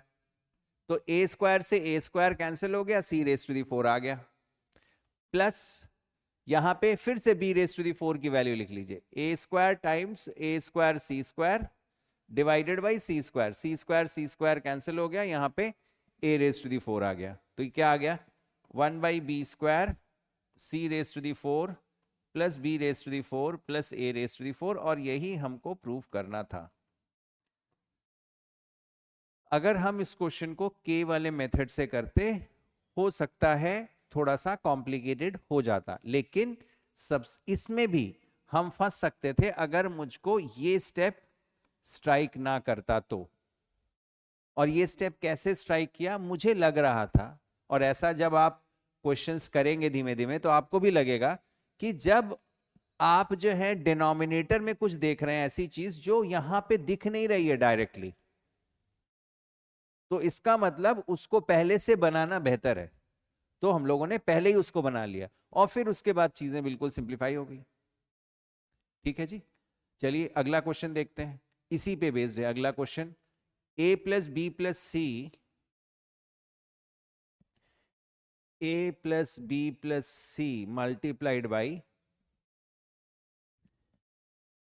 a minus b plus c, a minus b plus c is equal to I think a square plus B square plus C square, a square plus B square plus C square, ये prove करना है। और है वही चीज कि b square is equal to a c हमको दिया गया है, इसको प्रूव करना है। तो देखिए इसमें भी हम क्या करेंगे, वो मेथड नहीं लगाएंगे, के वाला मेथड नहीं लगाएंगे, हम क्या करेंगे, सिंपली ब्रैकेट ओपन कर देंगे। और ब्रैकेट ओपन करने पर भी हम एक चीज और ऑब्जर्व कर रहे हैं, क्या हम इसको ऐसे लिख सकते हैं ए प्लस बी प्लस सी को ए प्लस सी प्लस बी, बात एक ही है। और इसको कैसे लिख सकते हैं, a plus C minus b, left hand side, this is the left hand side. फायदा क्या हुआ, अगर इसको हम x मान लें थोड़ी देर के लिए और इसको y मान लें, तो x plus Y and x minus Y, X plus Y and x minus Y is X squared minus Y squared. तो ये आ जाएगा हमारा a प्लस सी का स्क्वायर्ड माइनस बी स्क्वायर्ड। ना a प्लस सी का स्क्वायर्ड, a प्लस सी का squared, a plus C का स्क्वायर्ड क्या होगा, a square plus C square plus 2ac and minus B square. हमको A square plus C square दिखने लग गया, लेकिन हमको एक बी स्क्वायर चाहिए, यहां पे नेगेटिव बी स्क्वायर आ रहा है, वो उसको कौन कॉम्पनसेट करेगा, ए सी। ए सी की वैल्यू क्या है, बी स्क्वायर, रख दीजिए यहां पे। तो a square plus C square plus 2b square minus B square, समझ में आ गई बात आपको। तो यहां पे बस a square 2b square minus B square is b square plus C square, this is the right hand side, this is the right hand side. यही हमको प्रूव करना था। तो वही मैं कह रहा हूं, जो कॉन्टिन्यूड प्रोपोर्शन वाले क्वेश्चंस होते हैं उसमें के वाले मेथड से हम कर सकते हैं, लेकिन अगर आप इस तरह से ट्राई करेंगे तो बहुत लेंथी क्वेश्चंस भी बहुत छोटे हो जाएंगे। करते हैं, if A B C and D are in continued proportion then prove that this. इसमें भी वही काम करेंगे, कोशिश करेंगे कि के वाले मेथड से ना करें। तो अगर a B C D are in continued proportion, इसका मतलब हो गया कि a by B is equal to b by c equals to C by d. अब इसको यूज करना है हमको, तो हम सबसे पहले क्या करें कि हम सबसे पहले इसमें ब्रैकेट को ओपन कर देते हैं। तो a plus D multiplied by B plus C minus A plus C multiplied by B plus D. चलिए पहले मल्टीप्लाई कर दें, तो a को b से मल्टीप्लाई किया ए बी, प्लस a को c से मल्टीप्लाई किया ए C, plus B D, D को b से मल्टीप्लाई किया बी डी, फिर d को c से मल्टीप्लाई किया सी डी, माइनस ब्रैकेट के अंदर पहले इसको मल्टीप्लाई करेंगे फिर ब्रैकेट को ओपन करते हैं। पहले a को b से मल्टीप्लाई किया ए बी, फिर a को d से मल्टीप्लाई किया ए डी, फिर b को c से मल्टीप्लाई किया बी सी, और फिर c को d से मल्टीप्लाई किया सी डी। तो ये टर्म्स आ रहे हैं हमारे पास। आगे सिंप्लीफाई करें, ब्रैकेट को ओपन करें, तो ये आ जाएगा A B plus A C plus B D plus C D minus A B minus A D minus B C and minus C D.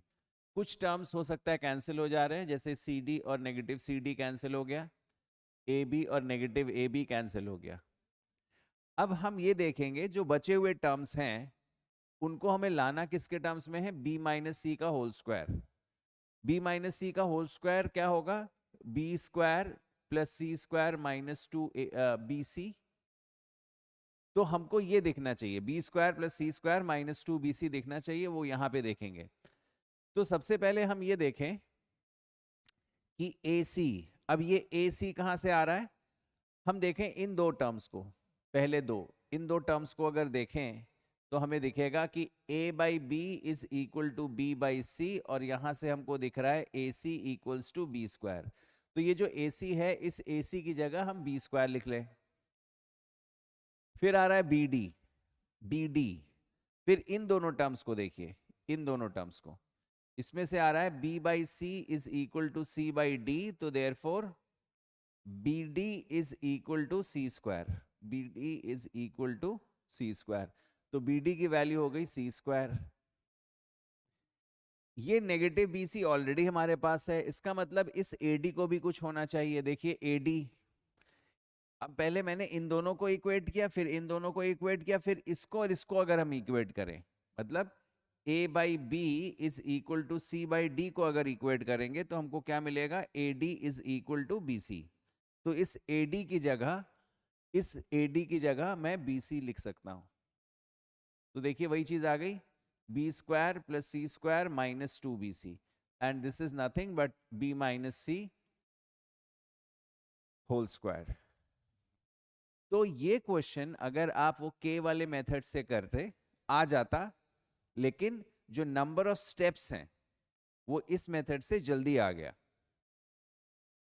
अब ये वाला क्वेश्चन देखिए, ये वाला क्वेश्चन जो है डेफिनेटली अगर आप के वाले मेथड से करेंगे तो बहुत बहुत बहुत लेंदी हो जाएगा और बहुत मेसी सा हो जाएगा। चलिए देखते हैं इसको, पहले इस क्वेश्चन को कॉपी करते हैं। a minus B by C, a minus B by C plus a minus C by B, a minus C by B squared, फिर उसके बाद minus D minus B by C minus D minus B by C plus D minus C by B, D minus C by B squared. और ये prove करना है हमको, a minus D squared, a minus D squared multiplied by 1 by C square minus 1 by B square, 1 by C square minus 1 by B square. हमारे पास था क्या, हमारे पास था A B C D are in continued proportion. तो मैं इसको यहां पे एक बार लिख लेता हूं अपने पास। तो a by B was equal to b by C and b by C was equal to c by D, c by D. यहां से हमको अगर इन दोनों को इक्वेट करेंगे तो हमको मिलेगा b square is equal to a c, ये हम लोगों ने पहले ही लिख लिया था।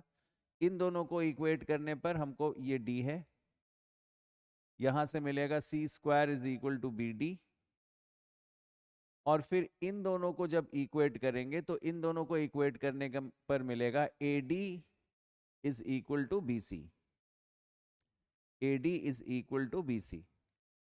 ये तीन चीजों को यूज करना है हमको। चलिए देखते हैं, पहले लेफ्ट हैंड साइड देखें, the left hand side, a minus B by C plus a minus C by B whole square. सबसे पहले तो आप ये देखिए, अगर मैं यहां पे ब्रैकेट में और कुछ, क्योंकि कोई टर्म सिंगल टर्म वहां पे नहीं दिख रहा है, मैं क्या करूंगा, इसमें सबसे पहली चीज हमको ये ट्राई करिए कि एलसीएम ले लीजिए। एलसीएम लिया, मल्टीप्लाई हुआ इससे b, a B minus B square, c इधर मल्टीप्लाई हो गया, प्लस ए सी माइनस सी square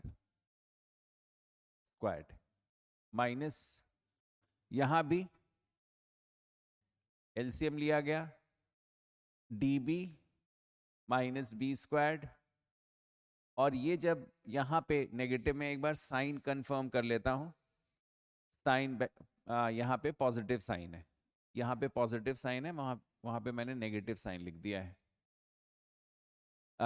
D b minus B square plus C D minus सी स्क्वायर, और इसका भी होल स्क्वायर। अब देखिए सबसे पहले हम ये देखेंगे, सबसे पहले क्या चीज नहीं करनी थी, हमें इसको ब्रैकेट को ओपन नहीं करना था, इसको a और इसको b ट्रीट करके कि a प्लस बी का होल स्क्वायर कर लीजिए, ये नहीं करना था हमको। वो करते तो वो और बेकार हो जाता। अब देखिए इसमें कुछ चीजें तो कैंसिल होती हुई नजर आ रही हैं। बी स्क्वायर ए सी के इक्वल है, तो इस बी स्क्वायर को अगर मैं ए सी लिख दूं या इस ए सी को बी स्क्वायर लिख दूं, तो A B minus B square plus B square minus C square divided by B C whole square. और यहाँ पे और क्या, सी स्क्वायर जो है वो बी डी के इक्वल है। ये बी डी को हम सी स्क्वायर लिख दें, c square minus B square plus C D minus C square divided by B c. जो टर्म्स पहले कैंसिल हो रहे हैं उनको कैंसिल कर देते हैं। अब हमारे पास ये बचा। अब हम ये देखेंगे कि हमको क्या चाहिए। हमको चाहिए a minus D whole square और 1/c square minus 1/b square. चलिए देखते हैं ए बी। क्या हमको ए बी दिख रहा है? ए बी नहीं दिख रहा है।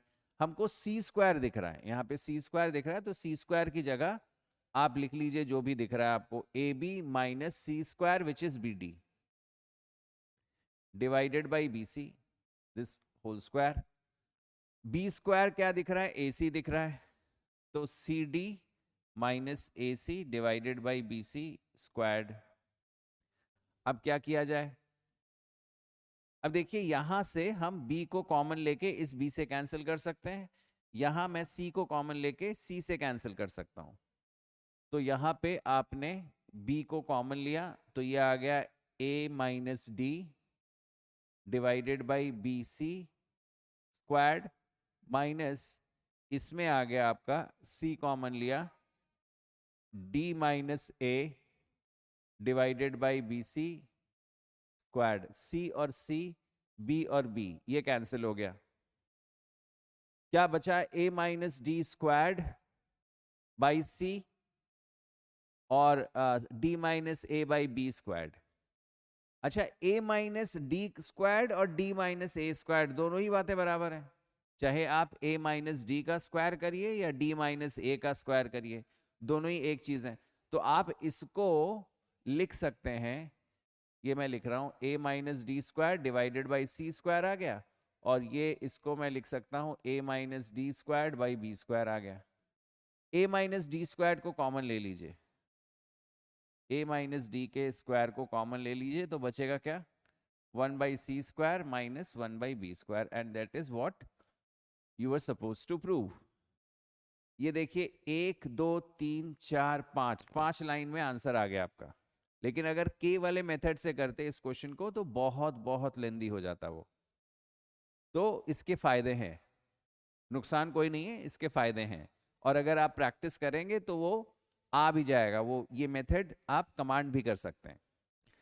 चलिए आगे बढ़ते हैं। ये तो हो गए प्रोपोर्शन के क्वेश्चंस, जो कि मतलब प्रोपोर्शन के वैसे क्वेश्चंस जो प्रॉपर्टीज हम लोगों ने अभी नहीं यूज की। अब हम प्रॉपर्टीज अगर करें, properties of ratio and proportion, इसमें कौन कौन से प्रॉपर्टीज हमको दिखेंगे पहले ये देख लेते हैं। पहला इन्वर्टेंडो।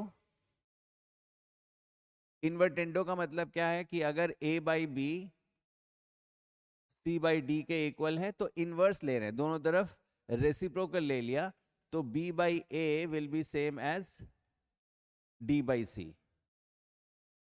इनवर्स ले लिया, ऐसा हो जाएगा। और वैसे आप इसको अगर केवल एक फ्रैक्शन के तौर पे भी सोचते हैं तो भी ये पॉसिबल है। उसको एक नाम दे दिया गया है इन्वर्टेंडो। ऑल्टरनेंडो, ऑल्टरनेंडो में क्या हो रहा है? देखिए a बाई बी अगर c बाई डी के इक्वल है तो ये प्लेसेस को ऑल्टर कर रहे हैं। प्लेसेस कैसे ऑल्टर हो रही है? जैसे a by B C by D के इक्वल है तो a बाई सी, जैसे ये प्लेस यहां पे c आ जाएगा और b इसके प्लेस में चला जाएगा, तो a by C is equal to b by D. ऐसा ही नहीं है, ऐसा ही नहीं है, d भी इधर जा सकता है, a भी इधर आ सकता है। मतलब d by b can also be equal to d by b can be equal to c by a. मतलब प्लेसेस को हम ऑल्टर कर सकते हैं, जैसे क्रॉस मल्टीप्लाई करते हैं ना, समवॉट वैसा। फिर कॉम्पोनेंडो, ये इंपॉर्टेंट है, ये भी इंपॉर्टेंट है, इसको ऑलमोस्ट हर क्वेश्चन में हम लोग यूज करेंगे। कॉम्पोनेंडो, ये क्या कहता है? ये कहता ये है कि अगर a by B C by D के इक्वल है तो a plus B by B और c plus D by D भी इक्वल होगा। लेकिन ये आया कहां से? ये आया ऐसे कि अगर ऐसा ट्रू है, इफ दिस इज ट्रू, तो मैं इसमें दोनों तरफ 1 अगर ऐड कर दूं then also this will be true. और अगर in that case it is true तो a plus B by B will be equal to c plus D by D. तो ये हमारा कॉम्पोनेंडो कहता है। डिविडेंडो इस चीज को कैसे कहता है? डिविडेंडो कहता है कि अगर a by B is same as c by D, अगर आप दोनों तरफ 1 सब्ट्रैक्ट कर दें तब भी ये दोनों तरफ वैल्यू सेम देगा, तो then it will be a minus B by B will be equal to c minus D by D. ये डिविडेंडो कहता है। आपको ये शो करने की जरूरत नहीं है जो नेगेटिव -1 किया है दोनों तरफ या 1 सब्ट्रैक्ट किया है डिविडेंडो के लिए या 1 ऐड किया है कॉम्पोनेंटो के लिए, ये आपको शो करने की जरूरत नहीं। You can directly use the result. If a by b equals to c by d then a plus B by B will be equal to c plus D by d. याद कैसे रखेंगे? Numerator by denominator के form में याद रखिए। Numerator plus denominator upon denominator. Componendo में दोनों तरफ न्यूमरेटर में डिनोमिनेटर ऐड होता है डिवाइडेड बाय डिनोमिनेटर। डिविडेंडो में दोनों तरफ numerator minus denominator by denominator, ऐसा होता है। ये पहली चीज। और दूसरी चीज, ये बहुत बहुत बहुत इंपॉर्टेंट चीज है, ये जो प्रॉपर्टीज हैं ये प्रोपोर्शन की प्रॉपर्टीज हैं। ये रेशियो में ऐसा नहीं होता कि कोई अगर रेशियो एज सच दिया हुआ है 3/4 तो मैं इस 3/4 को उठा के लिख दूं 3 plus 4/4। No, this is not true. Ratio एक एक्सप्रेशन है। जब तक वो रेशियो किसी दूसरे रेशियो के इक्वल नहीं होगा तब तक ये प्रॉपर्टीज काम में नहीं ला सकते हम लोग। ये ध्यान रखिएगा। और भी जो प्रॉपर्टीज हम लोग पढ़ेंगे वो सारी की सारी प्रॉपर्टीज प्रोपोर्शन की प्रॉपर्टीज हैं।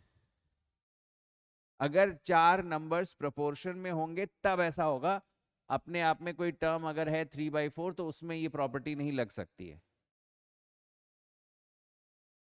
Componendo and dividendo very important. Componendo and dividendo क्या कहता है? कॉम्पोनेंडो कह रहा था कि अगर a by B C by D के इक्वल है तो कॉम्पोनेंडो कह रहा था कि आप a plus B by B is equal to c plus D by d लिख लीजिए। डिविडेंडो क्या कह रहा था? a minus B by B is equal to c minus D by d लिख लीजिए। अगर आप इन दोनों को डिवाइड करें तो डिनोमिनेटर कैंसिल हो जाएगा। तो करने पर क्या आ जाएगा? a plus B by b divided by a minus b c plus D by c minus d. a plus b divided by a minus b is equal to c plus d divided by c minus d. कैसे याद रखेंगे? Numerator plus denominator upon numerator minus denominator, दोनों तरफ। Proportion की property है, ratio की property नहीं है। प्रोपोर्शन होने चाहिए तब जाके ये प्रॉपर्टी होल्ड करेगी। कन्वर्टेंडो, कन्वर्टेंडो में क्या है? वो कह रहा है a by b equals to c by D. तो आप ऐसा कर सकते हैं जैसे डिविडेंडो में आपने कहा a minus B by B is equal to c minus D by D. ये आपका डिविडेंडो बता रहा है, याद रखिएगा। ये आपका डिविडेंडो है। लेकिन मैं दिस डिवाइडेड बाई दिस कर दूं, यानी कि a by b divided by a minus B by b and c by d divided by c minus D by D. तो इवेंचुअली क्या हो जाएगा? ये इवेंचुअली हो जाएगा b upon a minus b और multiplied by d upon c minus d. तो ये d और d कैंसिल हो जाएगा, b और b कैंसिल हो जाएगा, यही चीज आ जाएगी। a upon a minus b is equal to c upon c minus d. Although ये प्रॉपर्टी बहुत ही कम यूज होगी, बहुत गिने चुने जो डिफरेंट बुक्स भी आप फॉलो करेंगे उसमें भी मुझे नहीं लगता हार्डली एक क्वेश्चन आपको दिखेगा कन्वर्टेंडो का। याद रखिए, कन्वर्टेंडो एमसीक्यू में पूछा जा सकता है a by B is equal to C by D, तो हो क्या रहा है, numerator upon numerator minus denominator दोनों तरफ। डिविडेंडो क्या कह रहा था, डिविडेंडो कह रहा था numerator minus denominator upon denominator दोनों तरफ। कन्वर्टेंडो क्या कह रहा है, numerator upon numerator minus denominator दोनों तरफ। ये ध्यान रखिएगा। और ये एक रिजल्ट है, ये भी इंपॉर्टेंट रिजल्ट है कि अगर कई रेशियोज इक्वल हैं, जैसे a by B, C by d, e by f, ये सब इक्वल हैं आपस में, देन ईच रेशियो, हर एक रेशियो जो होगा वो sum of antecedents upon sum of consequents के इक्वल हो जाएगा। एग्जाम्पल के तौर पे एक एग्जाम्पल देख लेते हैं। जैसे मान लीजिए 1/2 is same as 2/4 is same as 3/6 and so on. ये तीन हमने टर्म्स लिए, और भी ले सकते हैं। ये सबका रेशियो 1/2 आ रहा है। तो हर एक रेशियो किसके इक्वल हो जाएगा, सम ऑफ एंटीसीडेंट्स यानी sum of numerators 1 + 2/3 and sum of denominators 2 + 4/6। देखिए किसके इक्वल आ गया, ये आ गया ऊपर 6, नीचे आ गया 12, तो 6/12 दिस अगेन 1/2। तो अगर कई रेशियोज इक्वल हैं तो then each ratio will be equal to sum of antecedents over sum of consequents. लेकिन ये रिजल्ट हम क्वेश्चन की डिमांड के हिसाब से काम करेंगे, कि जब क्वेश्चन ऐसा पूछेगा कि हमको इस रिजल्ट को यूज करना है तभी हम यूज करेंगे, अदरवाइज हम इस रिजल्ट को यूज नहीं करेंगे। चलिए इन प्रॉपर्टीज पे बेस्ड कुछ क्वेश्चंस लगाते हैं। पहले ये क्वेश्चन में कुछ इनकम्प्लीट है, इसमें हमको ये पता होना चाहिए कि क्या प्रूव करना है, वो मिसिंग है, ये मिस हो गया। इस क्वेश्चन को थोड़ी देर के लिए स्किप कर देते हैं। इसमें आइए, if MA + NB is to b, MA + NB is to b, ये प्रोपोर्शन का साइन है, is equal to MC + ND is to D, ये दिया हुआ है। Prove that ABCD are in proportion, ये दिया गया है और हमको इससे प्रूव करना है कि ये चार टर्म्स प्रोपोर्शन में है। इसका मतलब A/B must be equal to C/D, ये प्रूव करना है हमको, और दिया ये गया है। तो हम लोग क्या करें, इसमें जो प्रॉपर्टीज, कोई जरूरी नहीं है कि हर क्वेश्चन में आप प्रॉपर्टीज ही ढूंढिए, थोड़ा सा आपको दिमाग भी लगाना पड़ेगा कि जो दिया गया है और उससे जो लाना है उसमें क्या प्रॉपर्टीज की हेल्प से लाया जा सकता है या बिना प्रॉपर्टीज की हेल्प से भी कभी कभी आ जाएगा। जैसे एग्जाम्पल के तौर पे, जैसे देखिए MA + NB upon B is equal to MC + ND upon D, यहां से M और N से फ्री करना है इसको। तो कैसे हम फ्री कर सकते हैं इसको हम कैसे फ्री कर सकते हैं, जैसे मैं क्या इसको ऐसे लिख सकता हूं, MA / B + NB / B, इस डिनोमिनेटर को मैंने स्प्लिट कर लिया, लिख सकते हैं हम लोग, is equal to MC / D + ND / D।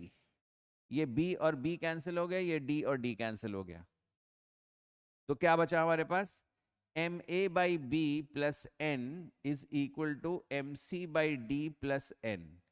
ये n और n दोनों तरफ कैंसिल हो गया, ये क्या बचता है, MA/B is equal to MC/D, दोनों तरफ आप m से डिवाइड कर दीजिए। m से डिवाइड करने पर क्या मिलेगा आपको, A/B is equal to C/D।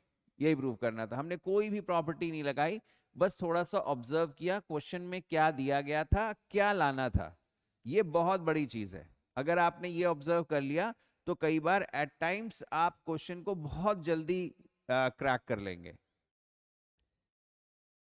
Next, इस तरह के क्वेश्चंस बहुत ही एक कॉमन टाइप के क्वेश्चंस होते हैं, जो जनरली हर तरह के क्वेश्चंस हर तरह के सैम्पल पेपर में भी मिल जाएंगे, आपको बुक्स में भी मिल जाएंगे, किसी ना किसी क्वेश्चन स्कूल के प्री बोर्ड के पेपर में भी आपको मिल जाएगा। एट टाइम्स आपको क्वेश्चन भी पूछा गया बोर्ड में। देखिए x is equal to 8AB / A + B, और आपको ये वैल्यू निकालनी है। अगर बच्चों ने इस तरह का क्वेश्चन नहीं किया होगा और पहली नजर में ही इसको करने की कोशिश करेंगे, तो सबसे पहली चीज उनको क्या स्ट्राइक करेगी कि इस x की वैल्यू को उठा के यहाँ पे रख दीजिए, और जैसे ही x की वैल्यू को यहाँ पे उठा के रखेंगे बहुत लंबा चौड़ा सा एक्सप्रेशन आएगा, नो डाउट सॉल्व हो जाएगा। लेकिन आपको उसमें बहुत पेशेंस रखना पड़ेगा और चीजों को ऑब्जर्व करना पड़ेगा, कब कहां कौन सा टर्म कैंसिल हो रहा है। तो इसका करने का एक सेट पैटर्न है। देखिए क्या पैटर्न है। x is equal to 8ab over a plus b. अब अगर ध्यान से सोचिए, इसको अगर ऑब्जर्व करिए, तो आपको लग रहा होगा x by 4a is equal to something divided by something else, something divided by something else में। इसमें मैं कॉम्पोनेंडो डिविडेंडो अगर लगाता हूं तो numerator plus denominator upon numerator minus denominator जैसी चीज दिख रही है। ऑब्वियसली जब इधर लगाएंगे तो इधर भी वही चीज करना पड़ेगा आपको, लेकिन x बाई 4a चाहिए आपको, और यहीं से वो x बाई 4a ढूंढेंगे। इस 8ab को तोड़ लेंगे हम, 4a multiplied by 2b divided by a plus b. इसको लिखें x by 4a is equal to 2b by a plus b. तो अब using componendo and dividendo, C and D short में यूज लिख रहे हैं, दोनों तरफ वही चीज, numerator plus denominator over numerator minus denominator. इधर भी numerator plus denominator divided by numerator minus denominator. ठीक है, तो ये क्या आ गया, x plus 4a divided by x minus 4a equals to a plus 3b divided by b minus a। ये x plus 4a upon x minus 4a की value आ गई जो आपको चाहिए थी यहां पे। नेक्स्ट आपको इसमें क्या चाहिए, x plus 4b and x minus 4b, वो भी कॉम्पोनेंडो एंड डिविडेंडो से आएगा।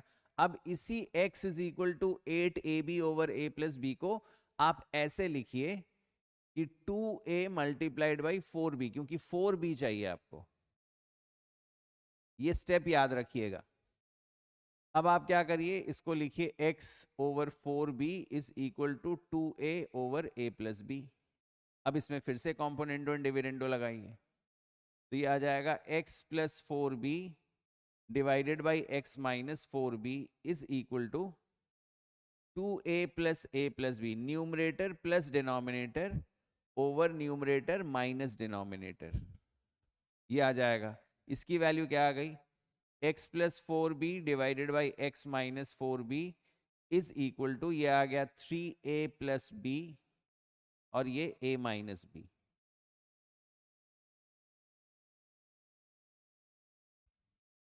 अब आपको क्या करना है, आपको इन दोनों का सम चाहिए, इसका और इसका, तो ऐड कर दीजिए, एडिंग 1 एंड 2, एडिंग 1 एंड 2, तो ये आ जाएगा x plus 4a divided by x minus 4a plus x plus 4b divided by x minus 4b is equal to, आपने जब लेफ्ट हैंड साइड को ऐड किया तो राइट हैंड साइड भी ऐड करेंगे आप, तो ये आ जाएगा a plus 3b over b minus a plus 3a plus b over a minus b। बिना देखे हम एलसीएम नहीं देखेंगे, यहां पे देखिए b माइनस a दिख रहा है और यहाँ पे a माइनस b दिख रहा है, तो हम इसको स्लाइटली चेंज कर दें, यहाँ पे ऊपर नीचे नेगेटिव साइन से मल्टीप्लाई कर दें, तो a plus 3b divided by b minus a, ऊपर नेगेटिव से मल्टीप्लाई किया तो पॉजिटिव का नेगेटिव हो गया, नीचे नेगेटिव साइन से जब आप मल्टीप्लाई करेंगे तो पॉजिटिव a का नेगेटिव हो जाएगा और नेगेटिव b का पॉजिटिव b हो जाएगा, तो आ जाएगा b माइनस a। ऐड कर लीजिए, डिनोमिनेटर सेम है, a प्लस 3b, ये नेगेटिव साइन पूरे में डिस्ट्रीब्यूट होगा तो नेगेटिव 3a और नेगेटिव b, तो ये आ गया 3b minus b is 2b and a minus 3a is negative 2a। 2 common लीजिए, b minus a over b minus a, ये कैंसिल हो गया, क्या आंसर आ गया 2। So this is the value of x plus 4a upon x minus 4a plus x plus 4b upon x minus 4b। याद आपको ये रखना है कि आप x की वैल्यू को डायरेक्टली सब्स्टिट्यूट नहीं करेंगे, आप उसको इस तरह से फ्रैक्शन को बनाएंगे जिससे आपको कॉम्पोनेंडो एंड डिविडेंडो लगाना पड़े। और दूसरी चीज ये भी है, जब ये इस तरह के क्वेश्चंस आएंगे क्वेश्चन पेपर में आपके, तो क्वेश्चन में ऊपर लिखा होगा using the properties of proportion prove this और find the value of x. तो आप डायरेक्टली अगर सब्स्टिट्यूट कर देंगे तो वो जो क्वेश्चन की डिमांड है वो डिफीट हो जाएगी। चलिए नेक्स्ट क्वेश्चन देखते हैं। इस तरह से आएगा, using properties of proportion solve for x, इस तरह से क्वेश्चन पूछा जाएगा। तो 3x plus root of 9x² minus 5 divided by 3x minus root of 9x² minus 5 is equal to, इसको लिख लेंगे 5/1। बिल्कुल स्क्वायर नहीं करेंगे, कुछ नहीं अभी करना है। पहले हम लोग देख रहे हैं सिमिलर टर्म्स हैं तो कॉम्पोनेंडो एंड डिविडेंडो सबसे पहले लगाएंगे। कॉम्पोनेंडो एंड डिविडेंडो, तो क्या होगा, numerator plus denominator, numerator plus denominator divided by numerator minus denominator. तो माइनस जब करेंगे, सब्ट्रैक्ट करेंगे तो साइन चेंज हो जाएगा, -3x और plus root of 9x² minus 5, 9x² minus 5। यहां पे क्या हो जाएगा, 5 + 1 ओवर 5 - 1। कुछ टर्म्स कैंसिल हो गए, ये इससे कैंसिल हो गया, 3x और -3x कैंसिल हो गया। क्या बचता है हमारे पास, हमारे पास बचता है ऊपर 3x and 3x 6x divided by 2 times root of 9x² minus 5, और ये आ जाएगा 6/4 विच is nothing but 3/2।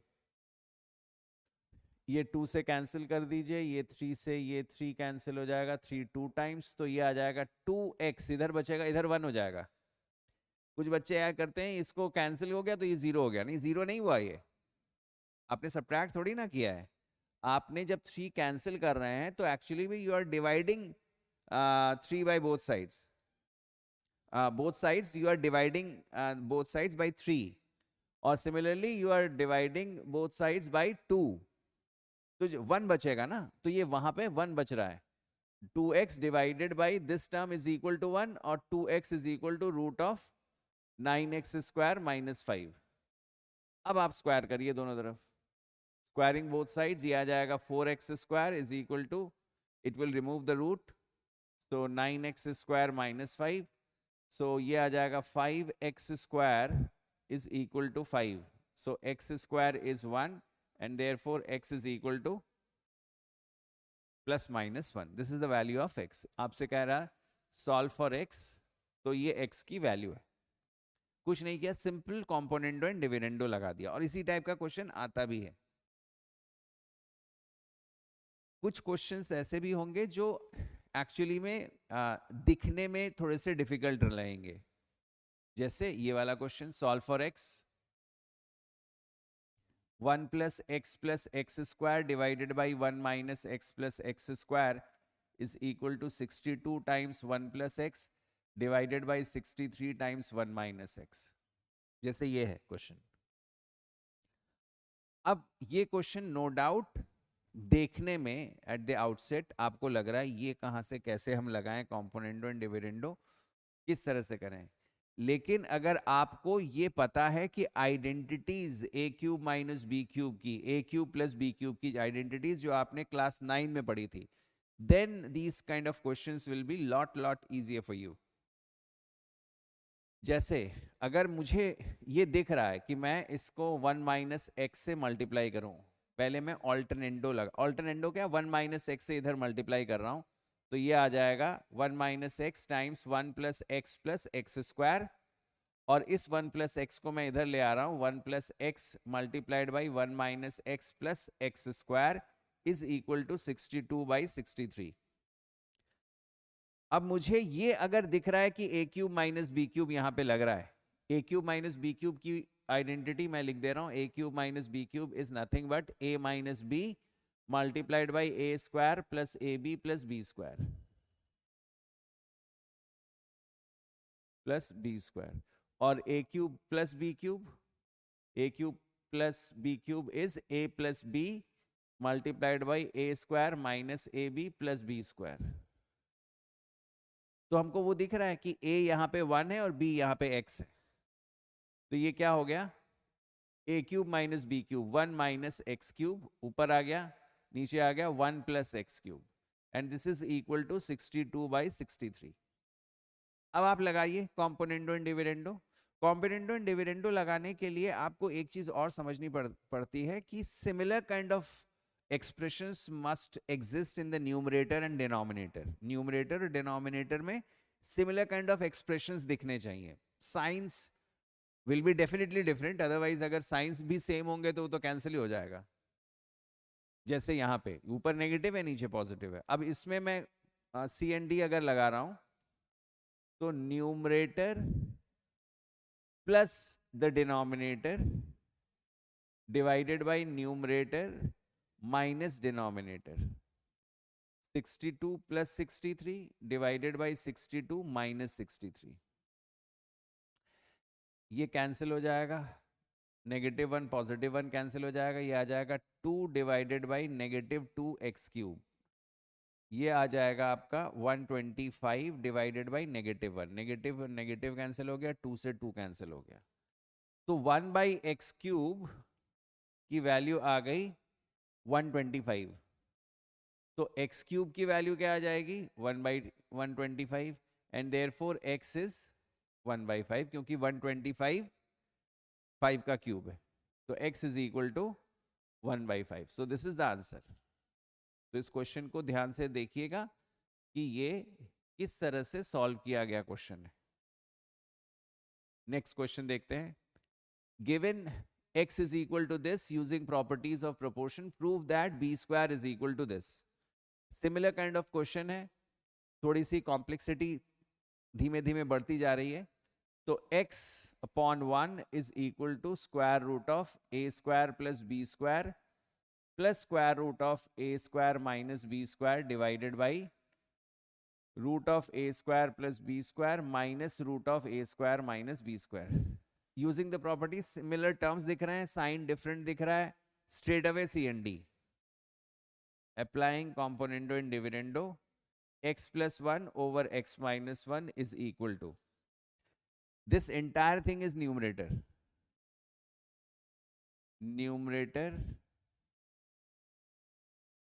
plus the denominator a² plus b² minus root of a² minus b²। Numerator minus denominator, तो साइन चेंज हो जाएगा, root of a² plus b², और negative sign है ये पॉजिटिव हो जाएगा, root of a² minus b², ऐसा आएगा। अब क्या हुआ, कुछ टर्म्स कैंसिल होते हुए नजर आ रहे होंगे आपको, ये दोनों टर्म्स कैंसिल हो गए, तो क्या आ गया, x+1 over x-1 is equal to 2 times root of a² plus b² over 2 times root of a² minus b²। 2 और 2 कैंसिल हो गया, ये आ गया। अब आगे नहीं बढ़ेंगे, सी एन डी फिर से नहीं लगाएंगे, क्यों, क्योंकि अगर आगे बढ़ेंगे तो फिर से वापस यहीं पे आ जाएंगे। अब क्या करना है, स्क्वायर रूट को रिमूव करना है, तो in order to remove the square root, squaring both sides, squaring both sides, तो ये आ जाएगा, सीधे सीधे a प्लस बी का होल स्क्वायर लगा रहे हैं, तो x² प्लस 2x प्लस 1 और डिनोमिनेटर में x² minus 2x plus 1 is equal to, यहाँ पे तो स्क्वायर रूट बस रिमूव हो जाएगा, a² plus b² divided by a² minus b²।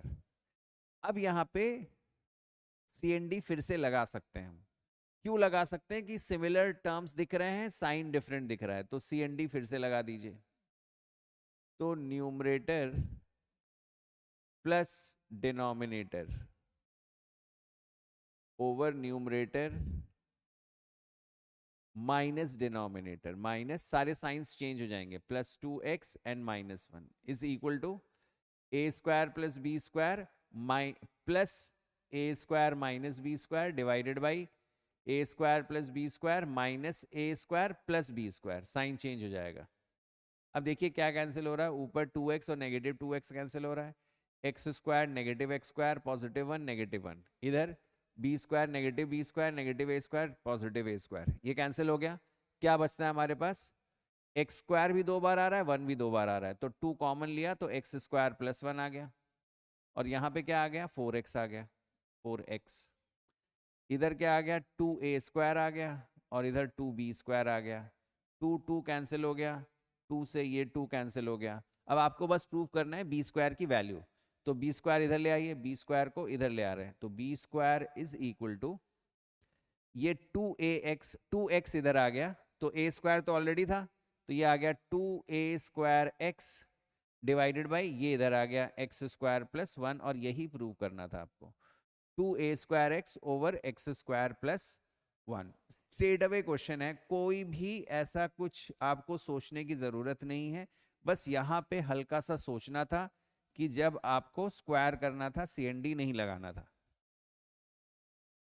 चलिए अगला क्वेश्चन देखें। Similar kind of question, the one that we did just before the previous one, वैसा ही क्वेश्चन है, लेकिन यहां भी आपको वो आइडेंटिटी दिखनी चाहिए। यहां पे दिख रहा है x cube plus 3x upon 3x square plus 1।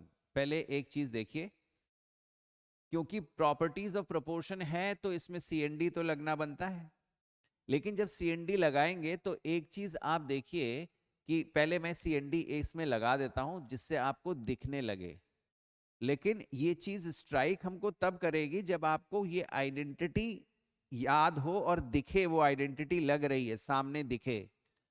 तो CND जब लगाएंगे तो x cube plus 3x square plus 1 divided by x cube plus 3x minus 3x square minus 1, ये आ जाएगा, और ये हो जाएगा 341 प्लस 91 डिवाइडेड बाई 341 माइनस 91। यहां पे ये जो टर्म है, ये देखिए x प्लस 1 का क्यूब अगर करेंगे, a प्लस बी का होल क्यूब, तो ये होता है a cube plus b cube plus 3ab, b तो 1 ही है, multiplied by a plus b, तो x cube plus 1 plus 3x square, क्योंकि x को x से मल्टीप्लाई किया, और प्लस 3x, और एग्जैक्टली देखिए ये चीज आ रही है x cube plus 3x square plus 1। ये हमको कैसे पता लगा, ये कैसे स्ट्राइक करेगा, आपको इस तरह का कोई दूसरा क्वेश्चन आएगा तो कैसे स्ट्राइक करेगा, क्योंकि क्यूब में दिख रही है वैल्यू ये, और 3x स्क्वायर भी आ रहा है, और आपको ये पता होना चाहिए जब क्यूब करेंगे तो इस तरह का टर्म आना बनता है उसमें। तो एक बार अगर आपको क्यूब दिख रहा है और भी टर्म्स 3 से रिलेटेड दिख रहे हैं, क्योंकि 3ab भी आता है उसमें, तो एक बार आप करके देखिए रफ में कि क्या इनको ऐड करने पर a प्लस बी का होल क्यूब नजर आ रहा है कि नहीं आ रहा है, और यहां पे डेफिनेटली ये a माइनस बी का होल क्यूब होगा, तो ये हो जाएगा x प्लस 1 का cube divided by x minus 1 का क्यूब इज इक्वल टू, इसको ऐड करेंगे 2 34 एंड 9 इज 43, और ये आ जाएगा आपका, ये 0 हो जाएगा, 34 माइनस 9 इज 25। इसको सिंप्लीफाई कर लीजिए, 216 आ गया, इसको सिंप्लीफाई करने पर 125 आ गया।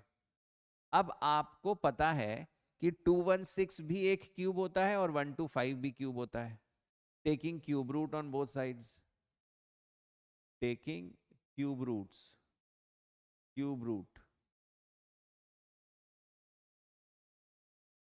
Cube root on both sides,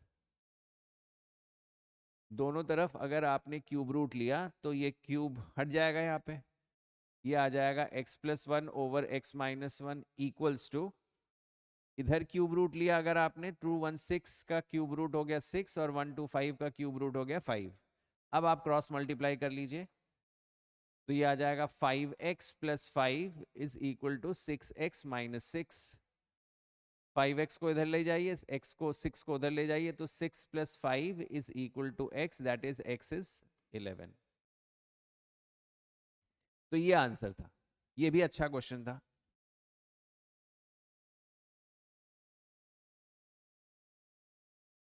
चलिए नेक्स्ट क्वेश्चन करते हैं। इसमें लिखा गया है कि if x plus y over a x plus b y is equal to y plus z over ay plus bz, and similarly another term, prove that each of these ratio is equal to 2 over a plus b. ये वही वाला result है जो हम लोगों ने discuss किया था कि अगर कुछ रेशियोज इक्वल है आपस में, then each ratio is equal to the sum of antecedents upon sum of consequents. तो अब इसका क्या यूज है ये अभी पता चलेगा हमको. तो इसमें देख लेते हैं कि this all the terms ax plus by is equal to y plus z over ay plus bz is equal to z plus x over az plus bx is equal to sum of antecedents x plus y plus y plus z plus x divided by, इनको add कर लें, ax plus by plus ay plus bz and then az plus bx. तो ये क्या आ गया, x देखिए 2 बार आ रहा है, y भी 2 बार आ रहा है, z भी 2 बार आ रहा है, तो 2 times x plus y plus z. Numerator में तो ये आ गया, एंटीसीडेंट आ गया ये.